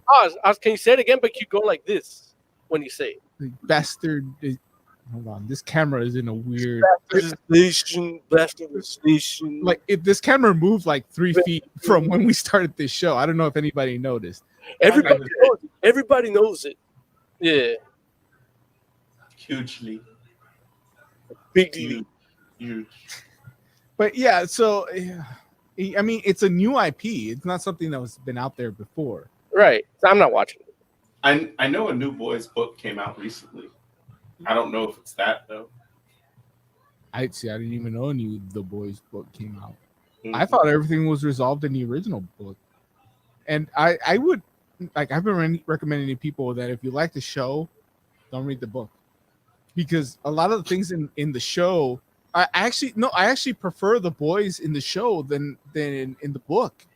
As good as that book was, the fact that The Boys TV show, like they don't have it, they have to fight superheroes without powers, makes them way more interesting, way more compelling characters than the boys in the comic, because they were taking the Compound B. Like that's how you became one of the boys, is you got an injection of Compound B and were basically invulnerable. How far That's how far into second season have you gotten? I'm current. Okay. Well, And don't I'm watch telling you, the story with the Deep is fucking amazing and makes me want to drink Fresca. I actually love Fresca. I love Fresca. It's a sugar-free squirt. Like I love it. Yeah, I've heard of Fresca. I've never had one. Oh, Yeah. dude, it's the best shit ever. Have that shit with some tequila or vodka. It is a good mix. All the buzz, no calories. I mean, look, Like your insulin level will be level. I read the books, but a long time ago. Yeah. Yeah. And the show, it like diverged from the books so long ago. But I actually like the characters more in the book in the show. Bro, I actually tried reading the first issue because as soon as I started trying to read Boys, I saw the news story back at Larry's house when we were doing Wednesday shows. Yeah, full circle. Only we're not at Larry's house.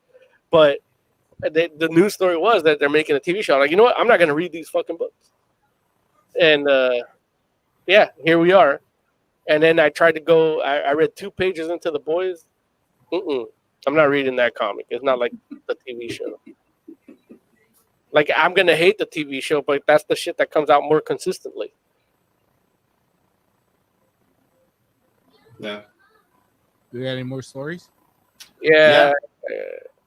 So I don't know if you all remember that Milestone made an announcement during DC Fandom that they're gonna like be bringing Milestone comics back into the fold, and that they'll be they basically said that, you know, Milestone's gonna be returning. They did kind of allude to the fact that it might be in the DC universe, and that you'll be able to get your hands on some of the older books.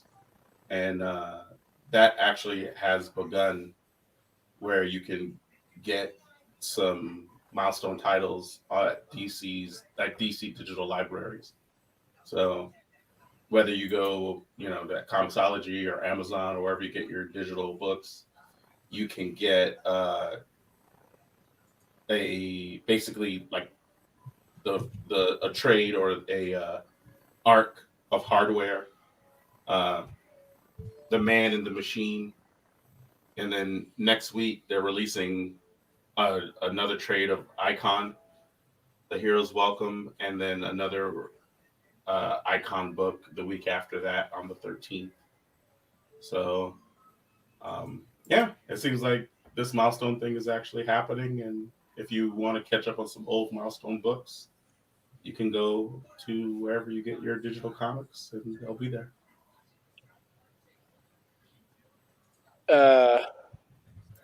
Last week we talked about Tom King shitting on a fan favorite character, Rorschach, and Alan Moore. He's a fan favorite character, Alan Moore. Link up here to that episode. But I always love how Larry does the like air traffic controller signals when I say that. It's become our thing. But he's shitting on another fan favorite of our childhood. He's doing a Batman Catwoman series, an upcoming 12-issue series, and it's gonna be the introduction of the Phantasm into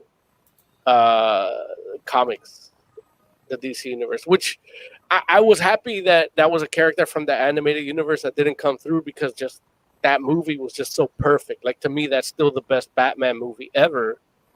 And it came out in theaters. I saw it as a 10-year-old kid. I saw it in the theater. So to me, that is as good as any live action movie in terms of Batman movies, you know.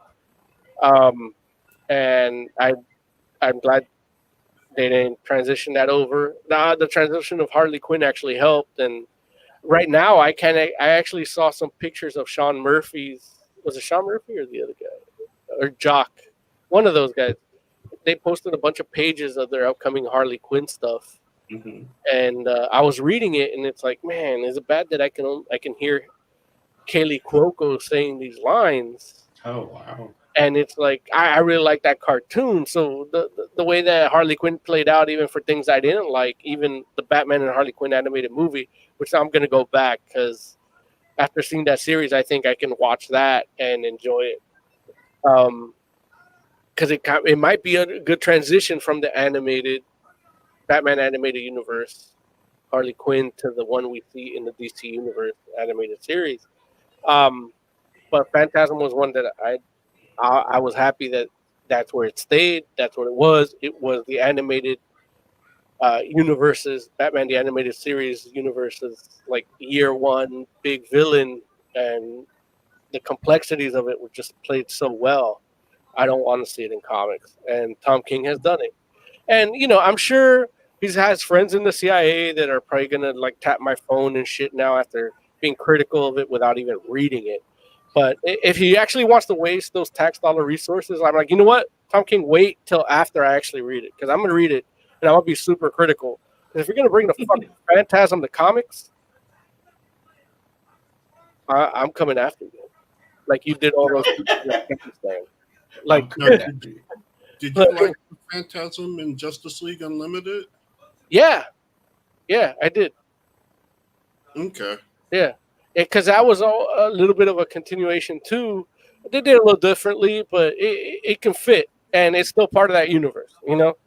It's almost like the Red Hood, like the villain Red Hood type of thing. So I don't mind seeing it there, but that movie was a fucking masterpiece. Still is. Still holds up. I actually watched it. I want to say a couple weeks ago, and I always talk about it when people ask like, "What do you like, Nolan or Snyder Batman better?" I'm like, or Burton. I'm like, you know what?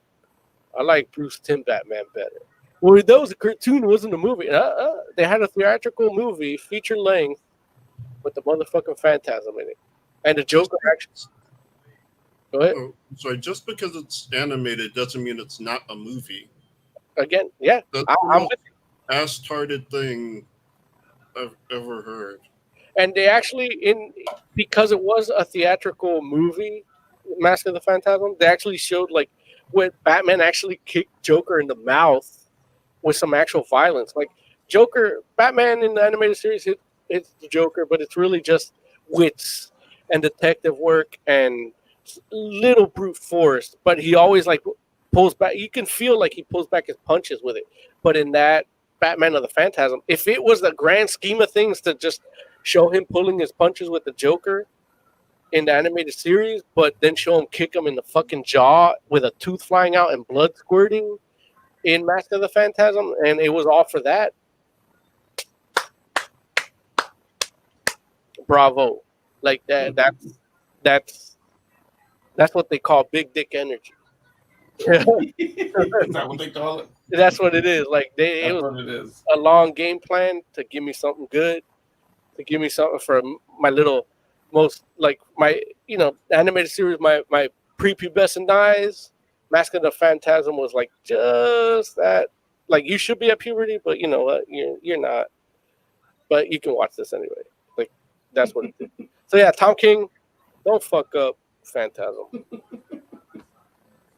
I don't know. I would say that if there's anyone that I would trust to do it, Tom King would be one of the people. I mean, yeah, but he's got DC editorial, and Yeah, that's true. like I want to see Tom King do a Phantasm analog on Image. Like Gotcha. I would love that. Gotcha. In fact, I want to see Jonathan Nolan do a Batman analog, like self-published, when nobody knows that he's doing it. Not Chris Nolan, Jonathan Nolan, the brother, Yeah. the CIA guy that nobody knows is in the CIA. Oh, but Moses knows. Like you know it too. Don't act.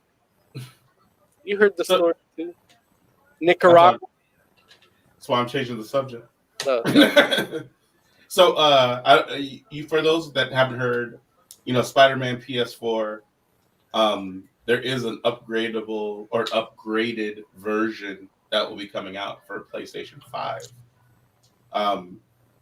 Unfortunately, it's not a free upgrade, but and you can't carry your save file. okay, and you can't carry your save file. I did not know that. Yeah, so it's pointless. I guess.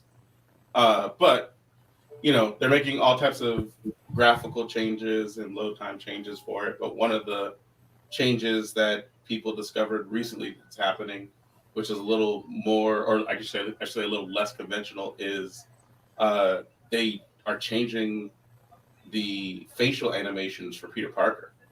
So the PS5 version of the Spider-Man game will have a different face than the one from PS4.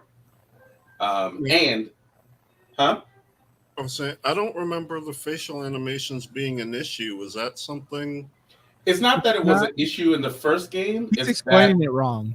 The story is it wrong because you're talking about facial animations and technical shit.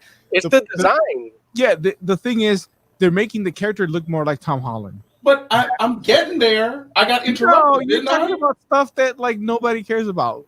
Joe asked a question. The No animation. one cares. He literally asked a question. He asked the question because you explained it wrong. The animation was never a problem with the original game. It was Nobody. there was no problem with the original. If you would let me answer the question, I would have said all that. Which is literally, there's no issue with the animation, but the performance when you get to the PS5, they're saying that the higher resolution graphics didn't work with that facial map, whatever. So they got a new character actor to come and do the facial mapping, and yes, he does look more like Tom Holland.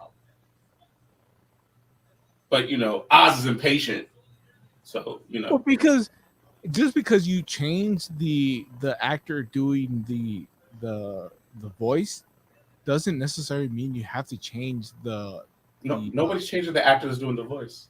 I thought you said they got a new actor to do the voice. Or No motion. See, you look. You don't even listen. you don't need a new mocap to change the character. It's a new. You just need a new. You just need a new character. The acting model. isn't You just need a new character model, and then you can match that to the. You can actually match it You don't necessarily have to make the model look like the actor. That's how you can make a fish look like talk like Ellen DeGeneres without. What are you talking about? Nobody's talking about what you're talking about. You're having your own conversation, and no one's mentioned any of the things. Apparently, my conversation is more important than whatever nonsense you're trying to explain. Listen, you're talking about nothing that no one cares about. And how did like are people actually playing this game yet? I thought it was in that. Whoa, he's taking a picture of me. Sorry, I got to do social media production while I do the show too. I see a camera and I'm like, yeah. Damn it, the camera's right here. Yeah, exactly. Kirby hand. No, I think some people are playing it, like like review type stuff. It's not So- out. Is the PlayStation 5 out? No. Like some people have it. Some No. people do have it, yeah. I mean, like dev kits, yeah, Like, but or no, like review people have it. Like there are people that are playing on the hardware now and talking. I'm over here getting Liquid Death. I can't get a fucking PS5, man. I hate this show. Listen, not everybody gets a PlayStation 5. Like you, like people are doing that with both the PlayStation and the Xbox right now. Like They emptied out the warehouses because concert venues are, the people are becoming homeless. So I'm supporting Liquid Death, and I can't get it. Well, I mean, a drink that's sold at concerts, which aren't a thing in 2020. I mean, That's why I'm getting them. plus, it's a can of water. I just realized Huh? your explanation for it is it's a can of water. Hey, don't talk about our sponsors. No, I've seen that can before, and for some, I always thought it was beer, like energy drink at the most, but it's that's the water. point. That's the It- point. Because the thing is, it's you go to Ozfest or Hey, I don't have a fest yet. I know that you look at me and my YouTube fame from my videos, and you think, man, this guy's got it going on, but I have not created a fest yet. Though it's coming. you're just as belligerent as Ozzy, but yeah.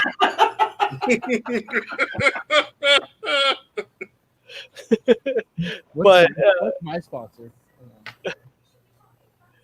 is that your ice chest? Like, what's the, No, it's a Fallout. It's a mini nuke, it's the god of Fallout 3. and it actually has bottle caps. Like, I love that religion that loves that. Like, oh man, I love that religion that worships the bomb. Like, that's who I would be right now. But if you ever play Fallout, you can find mini nukes like randomly. So I figured. No, I putting one know that, randomly like but the actual dynamic of finding the cult that worships it was really good for me. in Fallout. there's a slot in it where the games were, and I just figured that's like perfect for a little mini bottle of booze. Yeah. So I just keep it there because I think it's funny that I open a mini nuke Yeah. with bottle caps and pull out alcohol. It's Yeah. gonna be To me, amazing. it's funny. It's gonna be amazing This when we is- all this is play a the cool little- next real Fallout game exclusively on Xbox. This Yeah. is a cool That's little not model. a good story. That's kind of stuff. It's got sound effects. I don't know if you can hear this. I didn't hear it.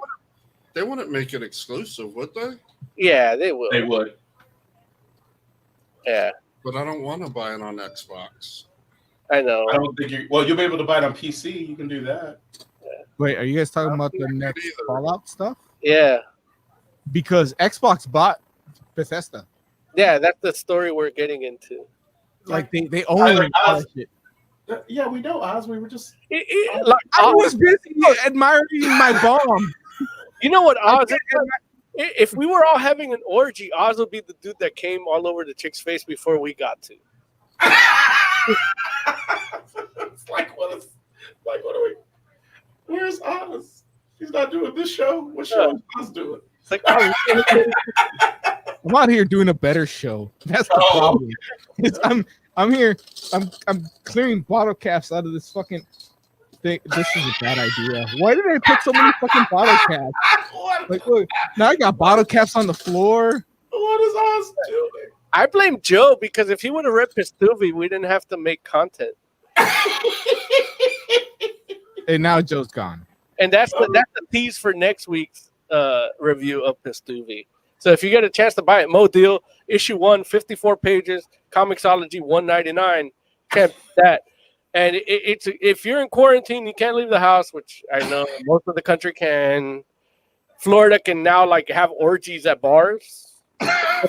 Florida's just like Yeah, and look, their cases aren't even as bad as LA County with all the restrictions. So again, I'm not going to judge Florida. Do you, Florida?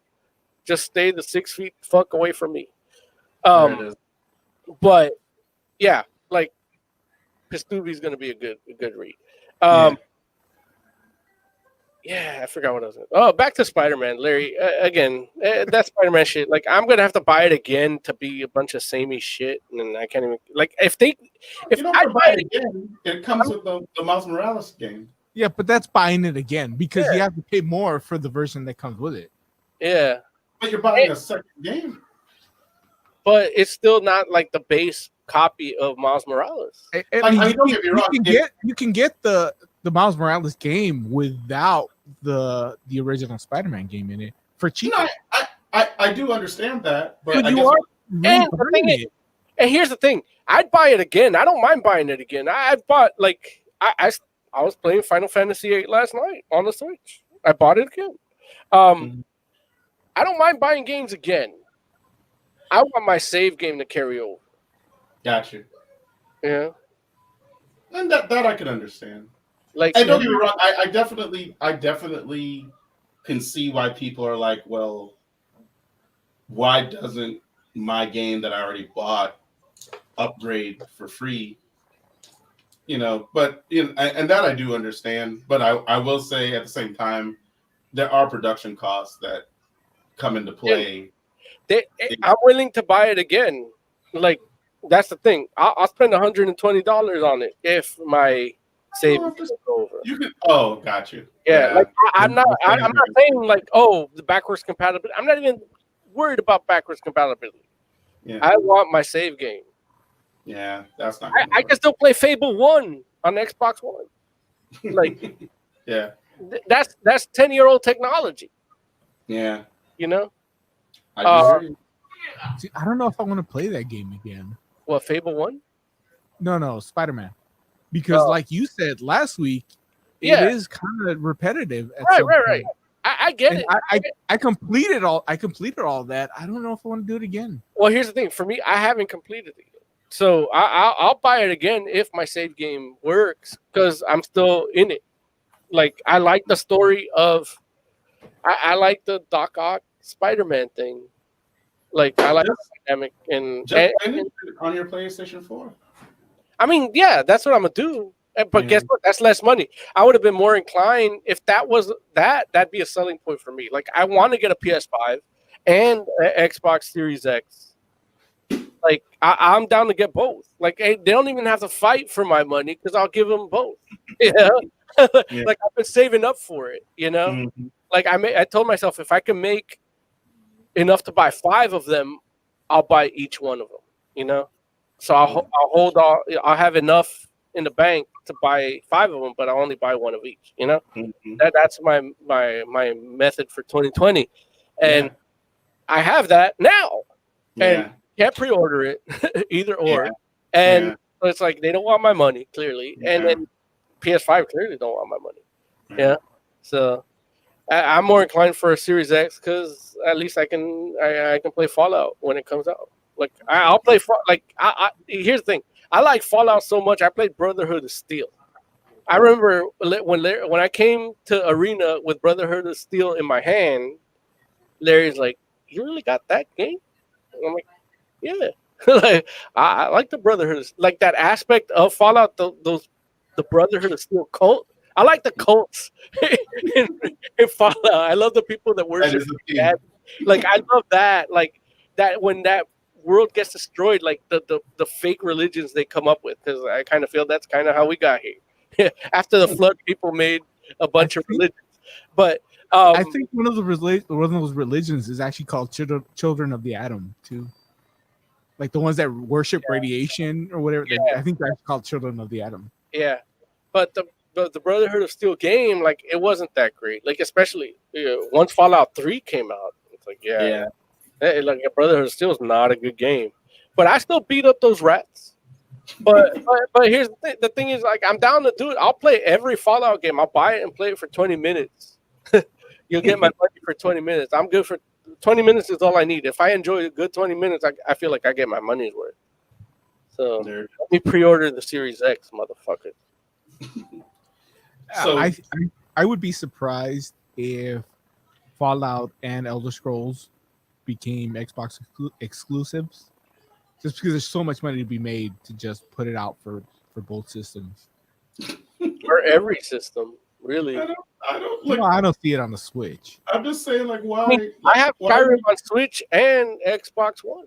Although, no, you're right. Actually, I just remember Skyrim is on the Switch. Yeah.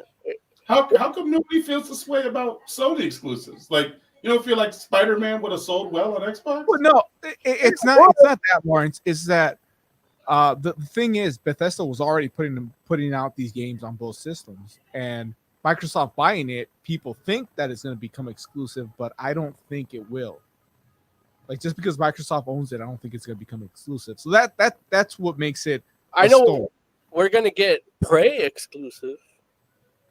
That might, because I don't like people weren't buying Prey anyway. Yeah, people don't like original Prey. Original Prey, when you get Great. the first Prey, when you get fucking abducted by aliens to Blue Oyster Cult's Don't Fear the Reaper, like, oh, I play it every now and then just to feel that, like, just to have that, get abducted while listening to Don't Fear the Reaper. I think But- that might be available on Game Pass now.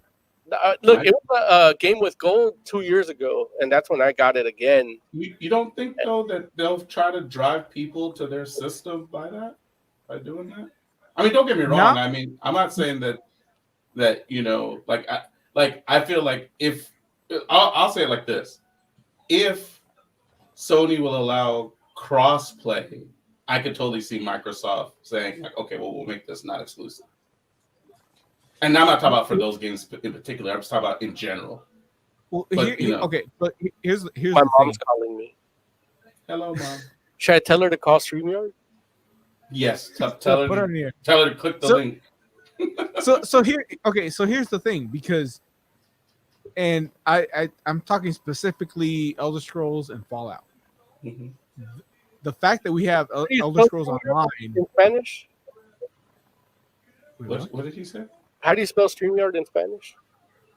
Same way.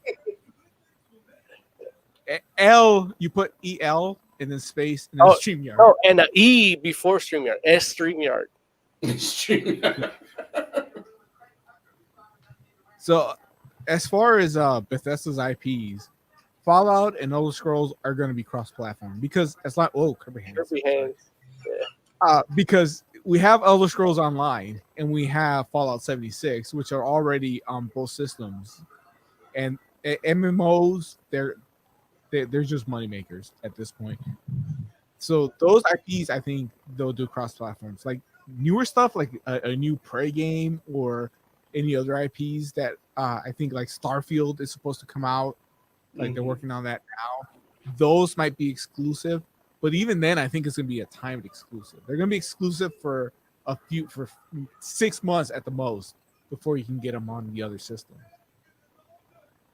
I think really what's going to become a big deal with this purchase is older games are going to be on Game Pass. So if you have a PlayStation, you're going to have to buy the games. If you have the Xbox and Game Pass, you can just download them and start playing them now. And that's going to be a big advantage for the new Xbox stuff. I think. Yeah, I'm that's just one of the big thinking. selling points for me. It's like I enjoy Game Pass. I don't use it nearly as much as I should because I'm paying for it, but I enjoy being able to get.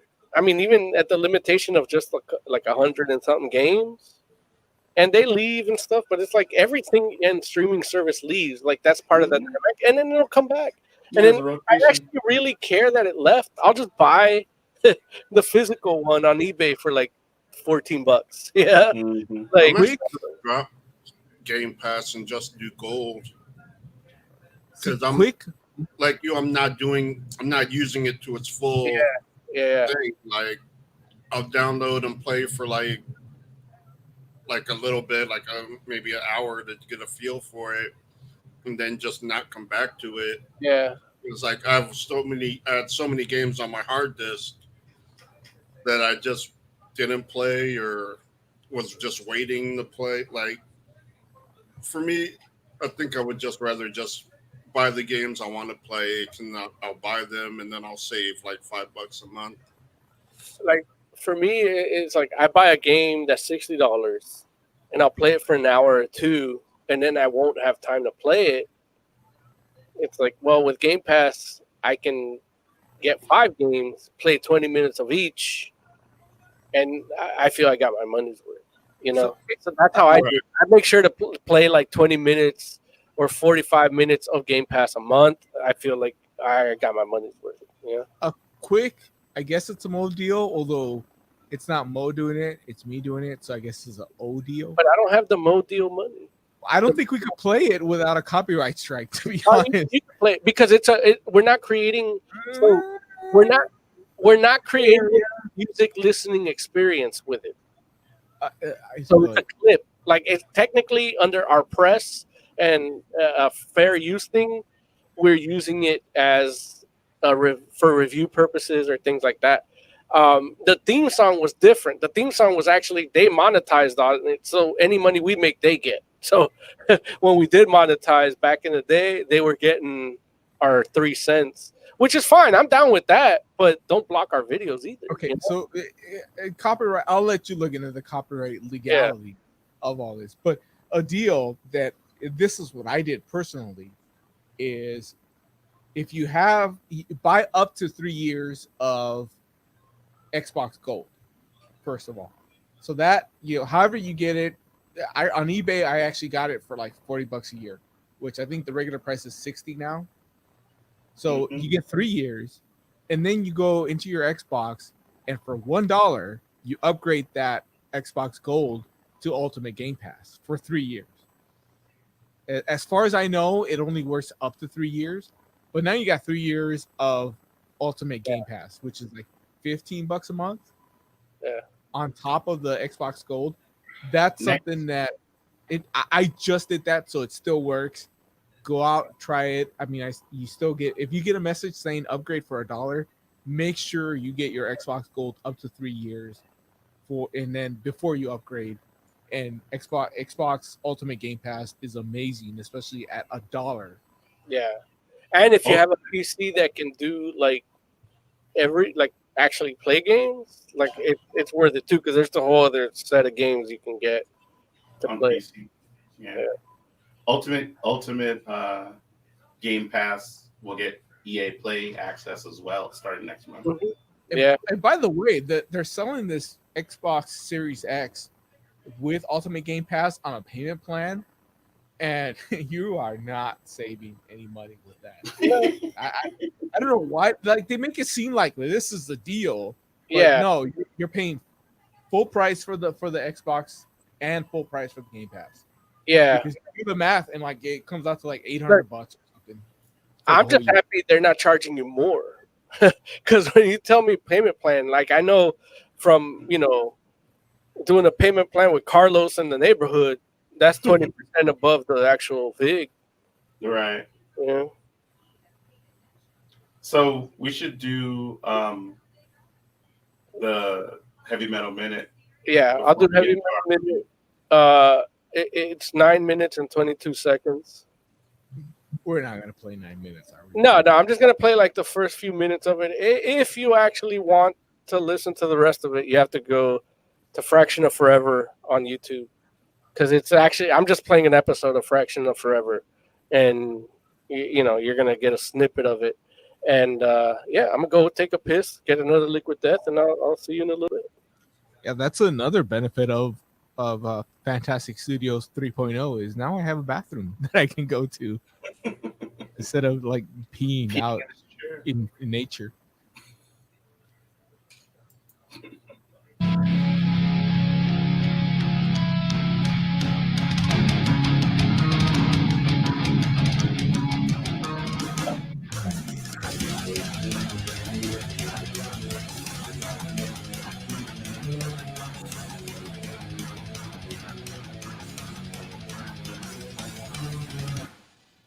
All right, a little Fear Factory update for you here. Fear Factory Regenerate. Last time I said Resurrection or Resurgence or some shit. No, the album's called Regenerate. That's the one they did the GoFundMe on. It's at $23,000. It's about at 95% funded of what they need, the $25,000 goal. They've been giving updates, but one of the big updates is that Burton C. Bell has quit Fear Factory. I talked last week how he said he's no part of the GoFundMe thing, and everybody said that he was quitting, and I said no, it might not mean that. It might mean that his vocals, but yeah, I was wrong. He quit. He also goes on to say, it is after considerable contemplative soul searching that I have come to the realization that I cannot align myself with someone whom I do not trust nor respect. Therefore, I am announcing to my fans my departure from Fear Factory to focus all my energy and attention toward continuing success for Ascension of the Watchers and all my future endeavors. I am very proud of the Ascension of the Watchers' latest album, Apocrypha. Writing and recording process for Apocrypha has been truly cathartic and artistic journey of exploration and growth. He goes on to plug that, but he does say he would like to thank all his fans for their continued support throughout his career. He goes, he's proud of I'm proud of my achievements, but it is time for me to move forward. Now I look to the future with open eyes, open mind, and open heart. Over here on Metal Injection, Rob Pasbani, he thinks that Burton's vocals may still appear on the new Fear Factory record as they were laid down in 2017, which I think I side with that too. That was my initial thought earlier in last week's Heavy Metal News. In other news,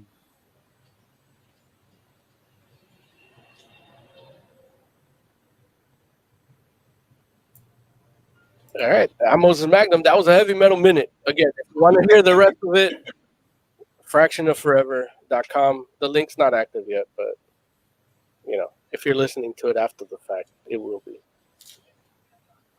That's wild that he quit. Oh yeah, he did. Yeah,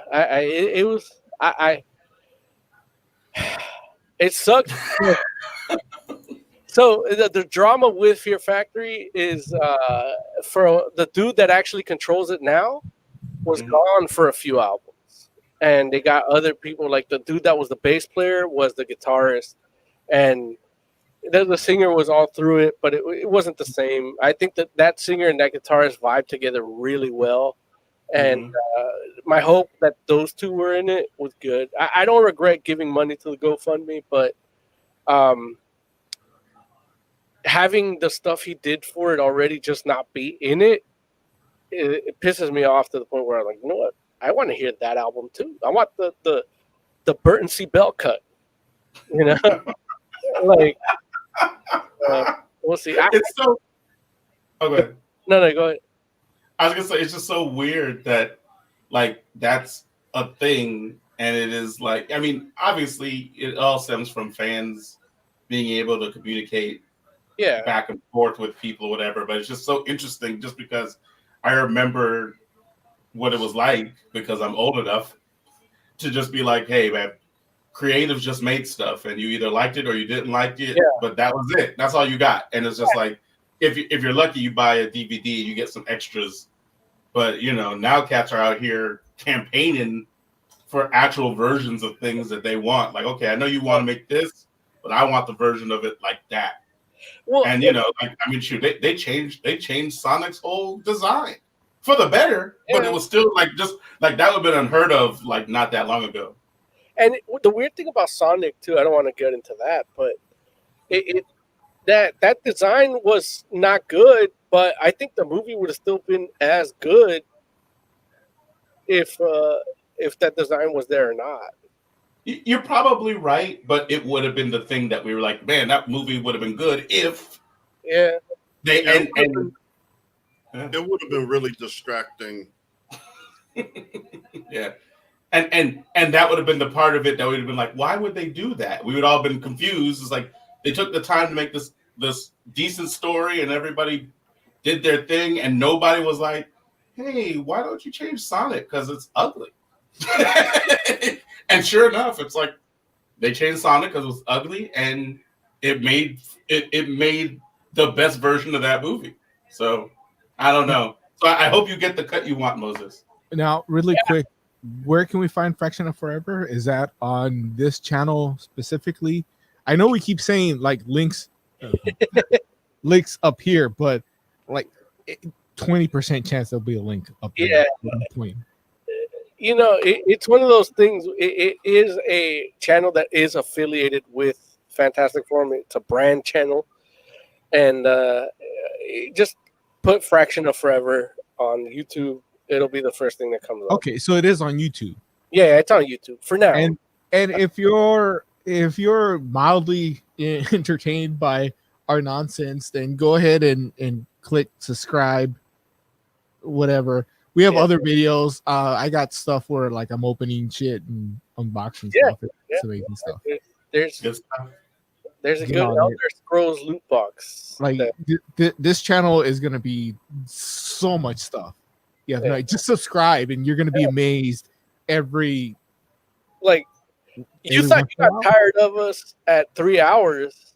Wait till you get to our channel and see what all we have. You're gonna hours. You know, there were days that we went 8, 9, 10 hours. Yeah, but those were the days. We gotta do that now. This at is least once. That's gotta come in, and we gotta do that. Something, and I know we're probably saving that for that's gonna be our live Comic-Con special. Yeah, I know that our LA Comic-Con special. Yeah, but we with Ozbot. I mean, what days is that? I might be available. 15th, I think. Like, you know, 11th, 12th, 13th. I'm pretty sure it has to be Friday. You're gonna be here. You're gonna be here that week of the 15th because that's when you have to go sing to the Virgin Mary at the Placita Olvera, right? I don't know what you're talking. I know the Placita Olvera. I know the Virgin Mary. I Well, no way I'm singing to her. Like usually she comes to me. No, every Mexican goes there on December 12th at like 4 a.m. and like sings her like nativity carols and shit. Right? I'll tell you what. I have a week of vacation that I had to cancel this year. If this thing is happening, I got the time and I got the money. I can show up. So if we can make this happen, then let me know. Set something up. I need dates, and you know what? I can be there. I hate you, Oz. But honestly, I don't think it's gonna happen. I honestly don't think it's gonna happen. I don't think this LA Comic-Con. If this joint happens, and Oz comes for it, I can't not go. Like you're the only one that's not gonna go. I mean, look. Well, I mean, the more I think about it, you know, a lot. I heard yesterday that a lot of stuff's gonna open after the election, right? Like that's the. And you know, December, as far as it's after the election, so hey, it could happen. And you know what? Like I'll make this pledge to you guys. If something happens in December with LA Comic-Con, and we get passes, then I can not only be there, I will have a broadcasting equipment, and we can do a full day of broadcast. LA Comic-Con will not get. Will go on because COVID will be fine, but it'll be postponed because of the race war. I mean, we'll label that as a protest. That's fine, right? Well, that's what I told Emily. Emily was she was a little, Halloween's canceled here in LA. You can't go anywhere. And I go, well, why don't we have a socially distant BYOB Halloween social justice protest in front of you all? I mean, do you have to cancel Halloween? Like they can get up to a certain point and you throw the candy at them. Well, it's not just that. It's the Halloween Horror Nights and the Queen Mary. Like all these events are not going to happen. Although I did watch a YouTube video today that Not Scary Farm is doing a fall Halloween. Yeah, like a fall thing where it's all social distant and they don't have the people whispering at you like you're gonna die. you know, in the shadows. Like, There are also a couple of drive-through events. yeah. There's one in Long Beach at the Municipal Cemetery where you get to watch movies, and they're supposed to have a Q&A with Wes Craven, but the site was crashed when I tried to buy tickets. But it was only $40 per car, and I could load up the car with like 3 to 6 people. Yeah. As somebody that grew up in South Central LA, a drive-by event doesn't sound good to me. Look, if you want to do something for Halloween, you should check out our review of Calamity of a Zombie Girl on our YouTube channel. Yeah. Is 2 that- parts. Is Links. that on our YouTube channel as its own thing? Yeah. Yes. Okay. Now with video component, so you'll be able to see what we're talking about. Links like somewhere, like yeah, they're either here, right there. You know, we actually put those links like at the end, like when this video ends, like that's what they could click on everything we talked about, right? I mean, that's your job is to put the links. It's my job. Okay, all right, go. You're the one that I don't have access to this channel. I can't log in. I literally cannot log in. Like if I try to log in, it's gonna send you a text message, and you're not gonna let me log in. Well, no, it's not me. I don't get the text message. Larry gets it. Oh, Lawrence is a. Yeah. It doesn't say. All it says for the text message for me is that this is a place that you don't recognize. It doesn't say allow me. It's not a permission. I get a message that says you can't log in. We're gonna send a code to this phone number. Yeah. Oh, well, Mention that's this the code. different. Well, listen, I don't know that I've seen the code, but if Oh, so you have a VPN? Like, can't you just put it in like our vicinity? Like that's how I get access, because Larry and I are fairly close, even though we're remotely through camera, but we're actually really close. So that's why he and I never have any problems logging in. Honestly, I had to delete all my VPNs because my work doesn't like me circumvent their cybersecurity. The rise of fascism in America. I understand. Just let me know that you need me to send you the code. I'll send you the code. I don't want that kind of responsibility. Well, in fairness, I just want to be able to blame somebody else. Like what? Like if I have access and stuff doesn't work, then I can take blame. But if it doesn't work and I don't have access, then I can just blame. Like I can go right there. Hashtag MAGA. Not there because no access. Access. Damn it. Access. I actually do have access. Okay, so blame there. Damn it. There. We're new to this camera thing. Like I keep my brain like breaks because you're on that side, but then the camera, like that's totally like I'm fingering something else here. Are we still doing just audio stuff?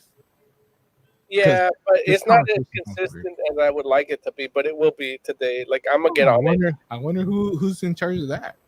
Yeah, that's actually me. I dropped the ball on that. Yeah. So, but I guarantee you, watching here, if you don't want to see our ugly faces, you can actually listen tomorrow morning. You'll be able to listen to just the audio version on Podbean, fantasticforum.podbean.com. All links. I would suggest you listen to the audio version, listen to all the amazing stuff that requires visual components, and then go to YouTube and check out the visual version.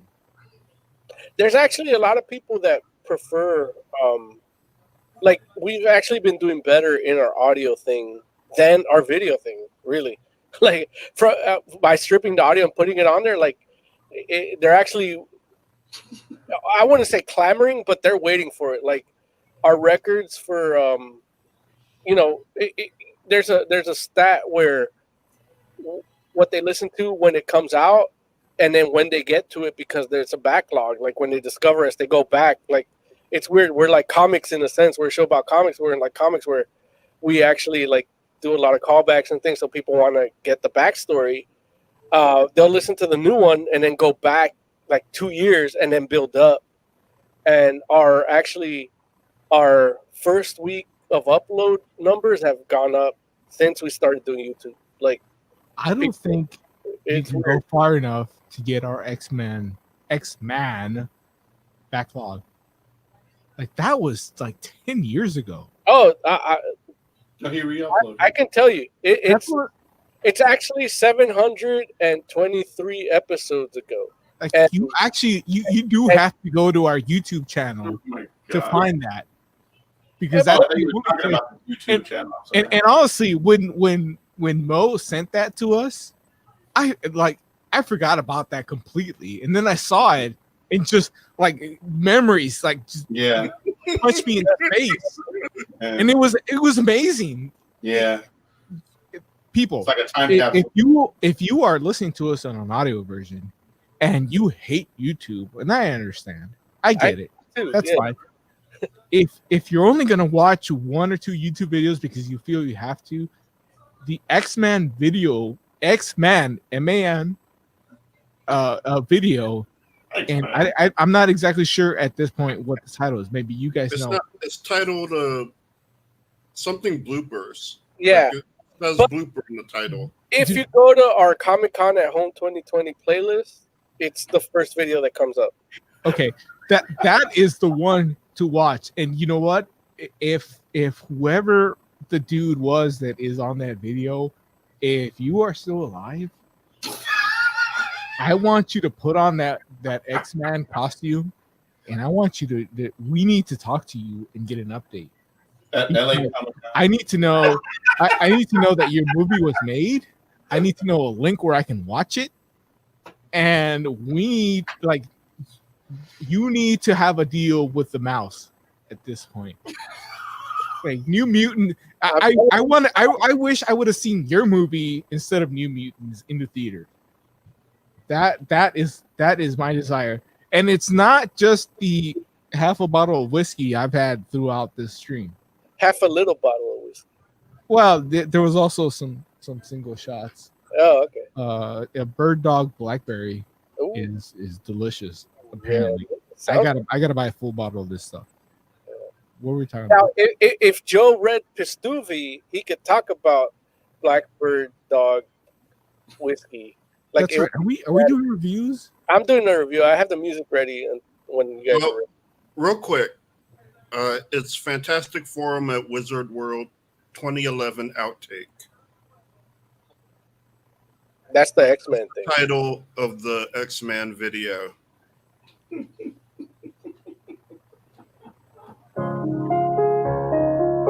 Woo! Comic book. Review. Comic book. Like review. news. Well, not like that, but like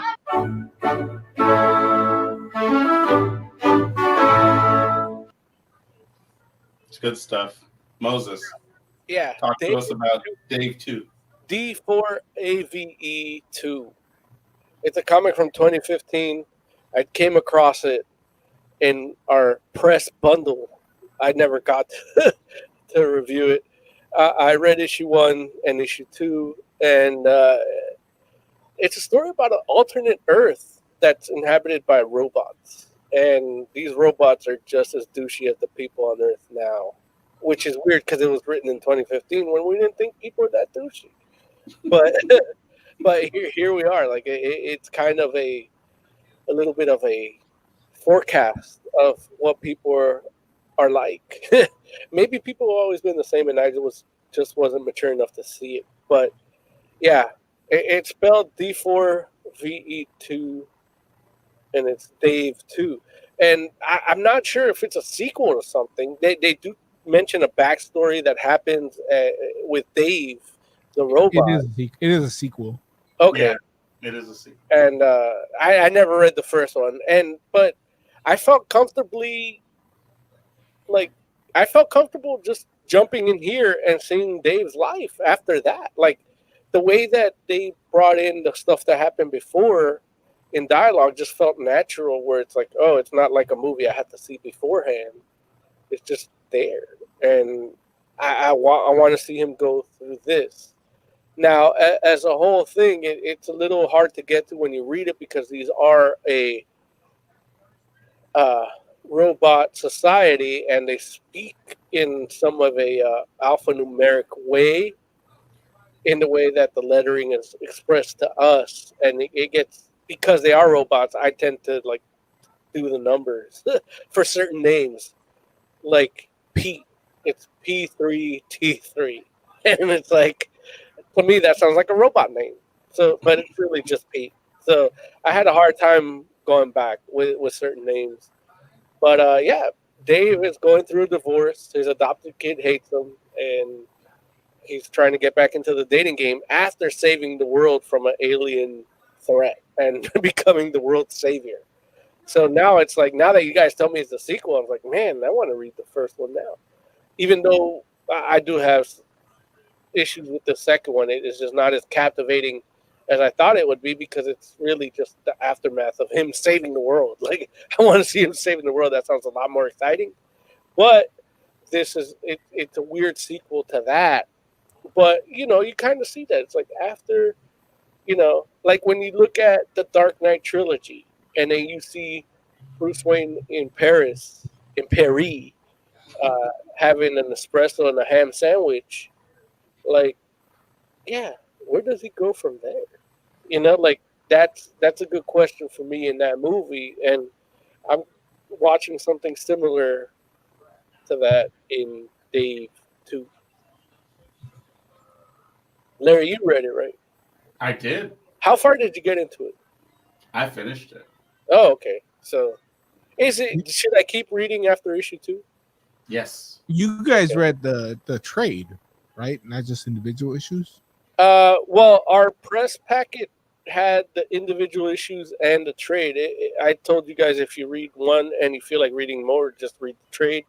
I actually read one, felt like reading more, and just kept reading the single issues, but I had some other stuff to do here, including reading Pistuvi. And that might be the title to this episode, Reading Pistuvi. Yeah, it's interesting just because I didn't know about the book until you brought it to my attention, Mo. And when I realized it was a sequel, I was like, well, let me see about reading the first part. And so I actually did go and read the first series. Wow. How good was that? Or how was that? It was good. I liked it. And it's like there's definitely like I can't remember the writer's name. You remember the writer's name off the top? Ferrier? Ferrier or Ferrier. Like, there's definitely like the writing between the two series.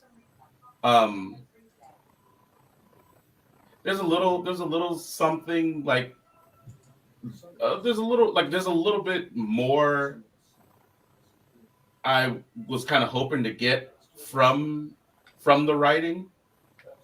But it's not bad by any means, and it's definitely entertaining. Like the story in the initial book, like the initial series, is really interesting. And it's like it's not really very spoiler. I mean, you basically said what happened, but it's just one of those things where like just a little background. It's basically like Rise of the Machine type stuff where men create artificial intelligence, and then the artificial intelligence decides like, hey, we kind of don't want to do all these menial jobs anymore, and because they can think for themselves, and people are like, oh, they get scared or whatever, or they're like, well, you do what we say, and there's a uprising, and the robots kick the humans' butts. But it's not like they don't share the world. Like it literally, like they slaughter all the humans. Spoilers. No, I mean you saw it. Like Technically not even true. Huh? Technically not even true. Yeah. I mean, well, I guess it depends, right? I think it is true technically, but yeah, I know where you're getting at. Like, yeah. So, and Dave 2 was really interesting just because having read Dave 1 or the first Dave, which is like, like you said, like you said, just like its own separate story. Like there was kind of like a tone from the first one that I was thinking like might kind of come into the second one, but I feel like the second one kind of struck a bit of a different tone, and I wasn't mad at it. It went places. It went places different than I would have suspected, and you know, I do have some issues as you get further into the story, but they're both entertaining series. In fact, there's a third series after this one, or a third series of books after this one that I very well might go ahead and pick up myself and read, just because I'm kind of interested to find out what would happen next. The end. So what do you think of it, Jay? it's interesting. Like, everyone is a douche, but still kind of relatable. Mm-hmm. So it's like, I don't want to follow these douchebags, but they're kind of charming. I don't know. It's weird. And the name, the leet speak thing that's honestly a little annoying. I knew you were gonna think that. Right. Which I do too, but it kind of fits here, and it's not too much. It's cool, but that's extra work I have to do. Yeah. Thinking. But you remember when we read what's the Spaceman? We read the comic Spaceman. Yeah. I know you didn't like Leet Speak that much there either, and I felt like this wasn't as bad as that. Oh no, because it's literally just the not as names. bad. And it's really just the names. Yeah. But then you got the names, and then you got the slang, which you have to get used to, and which See, I thought the slang was slang great. isn't bad. It's interesting. Like, I don't know, it makes it feel more real. But the lead, it's not bad enough to like make me to get any negative points, but it is something that I would bring up because it does get a little annoying. And I don't know, it's weird because I don't feel like there's anything happening in this book that we haven't seen before, but it is interesting through the lens of these characters. Mm-hmm. If that makes sense. And like, I don't know, it's weirdly enjoyable. Right. Like, for all its douchiness and familiarity, it's oddly not cathartic, but definitely enjoyable. Like, a day in the life of these guys. And as someone that didn't read the first one of the things that I do find kind of interesting is, you always get the movies where the guy, the unassuming person, ends up becoming a hero, and the movie always stops there. So this is like the aftermath of that, which we don't see often. And it's like really kind of interesting. Like, at one point he's like showing up for this meeting, and like before he saved the world, like people would have been tearing him a new one, but now he's just the hero of the world who came in an hour and a half late. Mm-hmm. So that is kind of interesting too. Oz, you didn't get to read this, right? I did. What kind of question is that? I feel like you're making assumptions and presumptions on my character that are unwarranted. I mean, I don't know if it can be an assumption because I asked a question, but archives. We're gonna have a playlist where Oz hasn't read what we're talking about. Yeah, every episode. But I'm happy you got to read it. Go for it.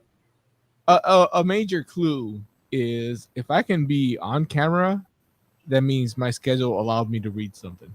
If I'm not on camera, it's because I'm trying to sleep because I'm working all night. Okay. So what'd you think of Dave? No, So that it's kind of important thing that why I asked whether you guys read the trade or the issues, because I saw both were available. So I just went straight to the issues, and I really struggled to get past the first issue because the way it's written, it feel like to me it felt like it was written by teenagers for teenagers. And that's not exactly a knock on the writing, because I think that was the point. Yeah. That's what they were going for. It's not for me. I like cursing every other sentence. Yeah. Just it didn't feel. It felt weird to me. But I can't believe you fucking think that, you fucking dick. yeah, it happens. Well, it is not just cursing, but it's like cursing in elite speak. So I gotta decipher. I gotta decipher shit to figure out what's happening.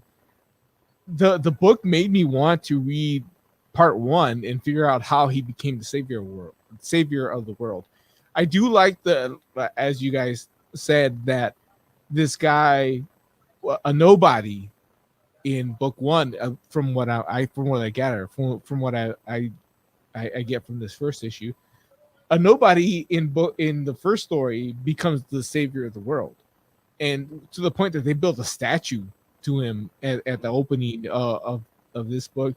I'm interested in that story, but the way it was written, it's like I just couldn't get through it, and they tried to make it where the cursing is not like different. Like they don't call people buttholes, but they call them like something else. Butt something corns. more. Yeah, butt corns. Like they do stuff like that. It's not terrible. I don't want people to think it's terrible. It's just something that I couldn't get through book 1. But book 1 made me want to read the original story. I want to know how this nobody became a hero. And yeah, just like Joe said, it's the book 1. I'm talking specifically about book 1, not the entire story, but book 1 is the aftermath of a nobody suddenly being like the most important person on this planet. But like I said, it was written like teenagers wrote it. Like even when he's having a conversation with the new recruits to the army, it feels like these are kids, like talking to kids. I don't feel like this is a military unit getting ready to do something. It does end at book 1. It does end with a new twist to the story. This is a world of robots, and book 1 ends with the arrival of humans who don't know whatever happened in book 1. I'm guessing there's like some time travel thing. So there is a lot of interesting components to this. Just the way it was written, I couldn't keep up with it. But I can imagine people that don't have a problem with that would keep reading this book. And the story itself did seem kind of compelling. The art was not bad. It's fine. It works. I don't want to like. This is not a bad book. Just because I didn't personally like it, it's not a bad book. It's not written bad. It's just not for me.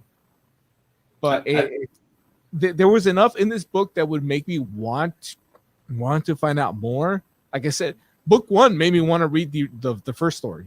Made me want to pick up the first trade paperback. So it's got that for it. It's not badly written. It's not badly drawn. It's a book that I would definitely recommend to people, even though it's not really a book for me. I think that both you and Jay kind of hit the nail on the head. Like when you say oddly entertaining, Jay, that's exactly that's the phraseology that I was looking for that I didn't have. Like it is like there's no good. Well, I won't say there's no good reason, because I think Oz summed it up decent as well, in the sense that there's the writing does lack a certain amount of maturity.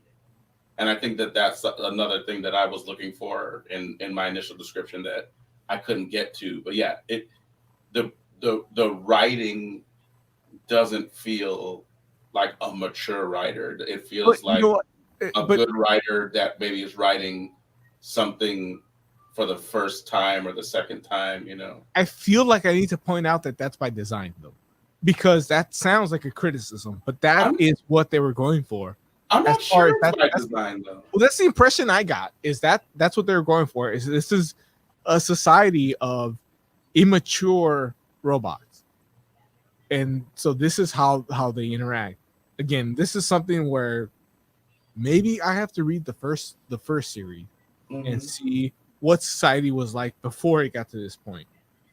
But the impression I got just picking up issue 1 randomly is this is where society is at. Like the writing is immature, but the characters are supposed to be immature. Like they're new. This is a whole new thing for them, especially the main character. Like he did not ever expect to be the savior. He's just random robot number whatever, and now he's the general of society.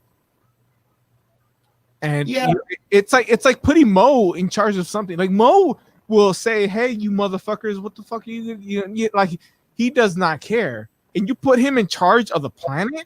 I'll get people in line, right? But you're not gonna keep them in line without throwing out a curse word or two. Oh yeah, you got to establish dominance. Like people don't realize he's actually like holding back for this show. If you hang out with this guy right there in person, it's an experience. I'll tell you, you get the opportunity to hang out with Moses Magnum, do it, because you will never forget that experience. Again, if you want to hear what it's like to be alone with me, you got to listen to the early shows. Podbean, fantasticforum.podbean.com.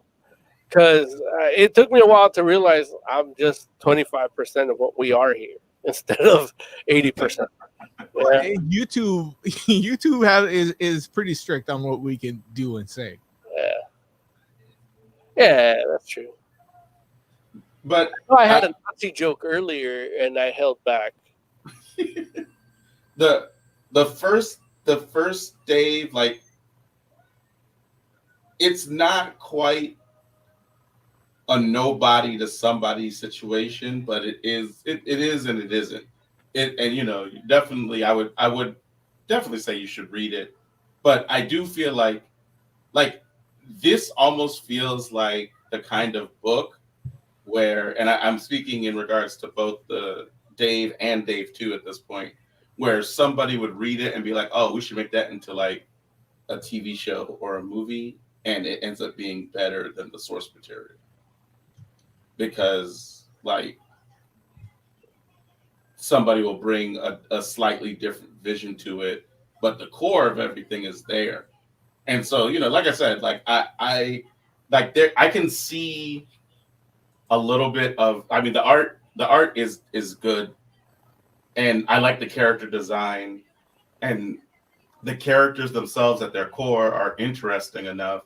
It's just a little bit about the execution that kind of feels as though it doesn't quite hit like the beat exactly how it's supposed to.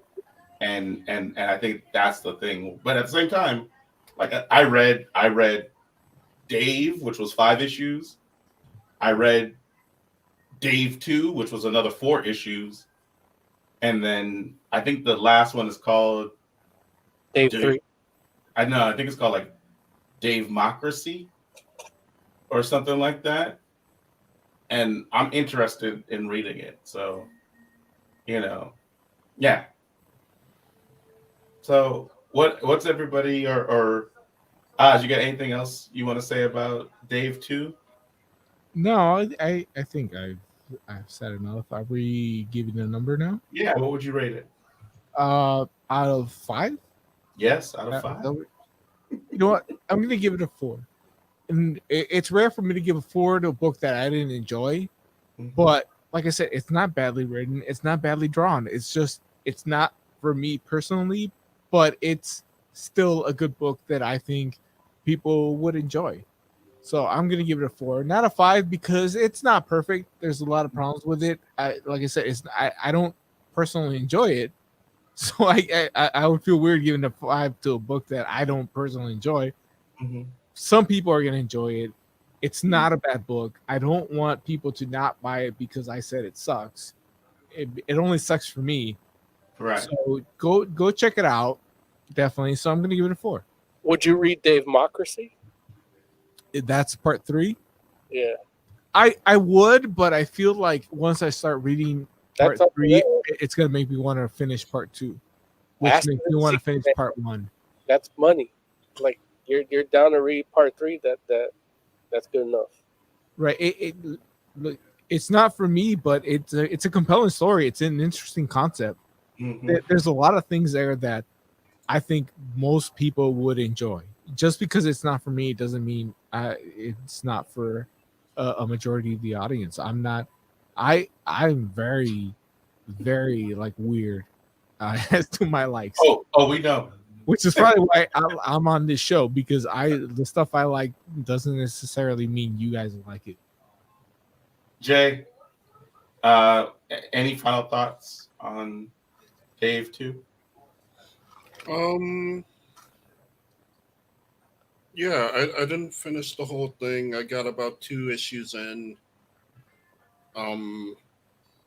So I would probably give it a 4, even though I don't know how it ends up. I may finish it. I might be busy reading Pistovi. So yeah, I give it a 4. Gotcha. At How some about point, you? At some Mo? point, we gotta say what the Pistovi thing is, because I feel like people have no idea what we're talking about. Pistuvi is I want to call it a manga. It feels like a manga, but it's a story about a fox that lives with his best friend Gene in a treehouse, and they're trying to avoid giant birds. We'll review it next week. Okay. But yeah, like again, talk about compelling story, not for everybody. But I think everybody in quarantine would have wished they would have read this in March and April. Lawrence, your job is to get Kitsune on this, because that is our Fox expert of record, as far as I know. I'm Okay. sorry. Mo, your thoughts on this book? On Pistuvi? No. Dave, Dave, dude, Apparently, this episode is going to be called Pistuvi. Let me write that down into my. this episode has like 4 names at this point.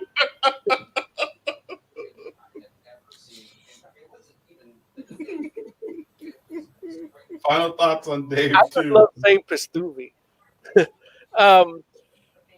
Again, I fell asleep halfway through issue 2. I took a little 20-minute nap and then went back to read it. And again, 4. It's one of it's a well done, well crafted book. And from what you tell me about the first one, like that, if I would have read the first one and then gotten to here, I had to give it a 5. I actually like it with the lead speak, and as annoying as it is, it does create a world, and it creates a world that I want to see more of. The character design, I think, is almost flawless. Like, everybody looks good, everybody looks discernible. Even when he had the robotic face transplant, like that, it is just so ridiculous that he would want that as a robot, but then what they actually give him, it's a payoff, and the reaction it gets, it's another payoff, and that alone, like, was a good dynamic of this. It's world building in one page, and you don't get a lot of comics that can do that. So yeah, 4 out of 5 for sure. 5 out of 5 if I would have had the rest. I mean, I guess at this point in a couple weeks, I'm gonna review the whole Dave saga. And spoilers, it's gonna be 5 out of 5. Don't make me read the rest of the Yeah, you don't have to. Again, I already did it. I reviewed it already. You read it, so we don't have to. Exactly. But you should. So yeah, 4 out of 5. The art, I really love the art in it, and the way these robots look, like it's reminiscent of other things I've seen robots in, and they throw those references in there too, which is just like bonus for me. So yeah, 4 out of 5, and and again, by IDW, like IDW is a company that's good, and they made use of it. They got $12 million in PPE, and they help people, and then laid off another people. Well, don't listen to that. Like, let's get that stock up. Let's get that stock up for IDW. We need that stock to get strong, because I didn't buy 300 shares for nothing. So yeah, I like the book. It has flaws. It's interesting because I'm sitting here, like, initially I thought I was gonna give it a 3.5. But at the same time, it's like I kind of feel like the conversation we had now kind of makes me feel like, no, I think it is a 4.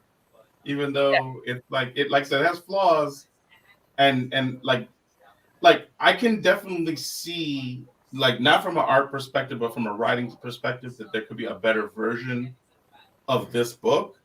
But there's a certain amount of charm to the book in the way that it is, and I think I have to give it credit for that. So I'm gonna give it 4 out of 5. And very few publishers will put something like this out. Yeah, it's true. And IDW deserves your money. Yeah. Let's The get. funny thing is, I don't think the first one was put out by IDW. Don't say that. No, but I'm saying it was like on a more indie. No. What I'm saying is, it was on a more indie platform, and IDW was like, "Oh yeah, we should champion this." We don't need to say that. Okay, it's all on IDW. Don't listen. Yeah, don't. Look, Nick, you're gonna say part 3 is not on IDW either. No, I don't know that. Yeah. I'm trying to make money in 2020, Larry. I'm trying to help you. Yeah, well, it doesn't sound like it. Trying to raise the value of, like, Antarctic Press or whoever did the first one. No, I was trying to say IDW did a good thing by giving it a larger platform. Yeah. So, but anyway, make IDW. No, it's IDW. Oh yeah, the first one. Unless this is a reprint, like, unless they bought it and reprinted it. But yeah, it's a IDW. Oh, okay, it could be. Yeah. Look. So there you go. It's all in IDW. Don't get the IDW copies. Yeah. Even if it's not on IDW. Ching ching.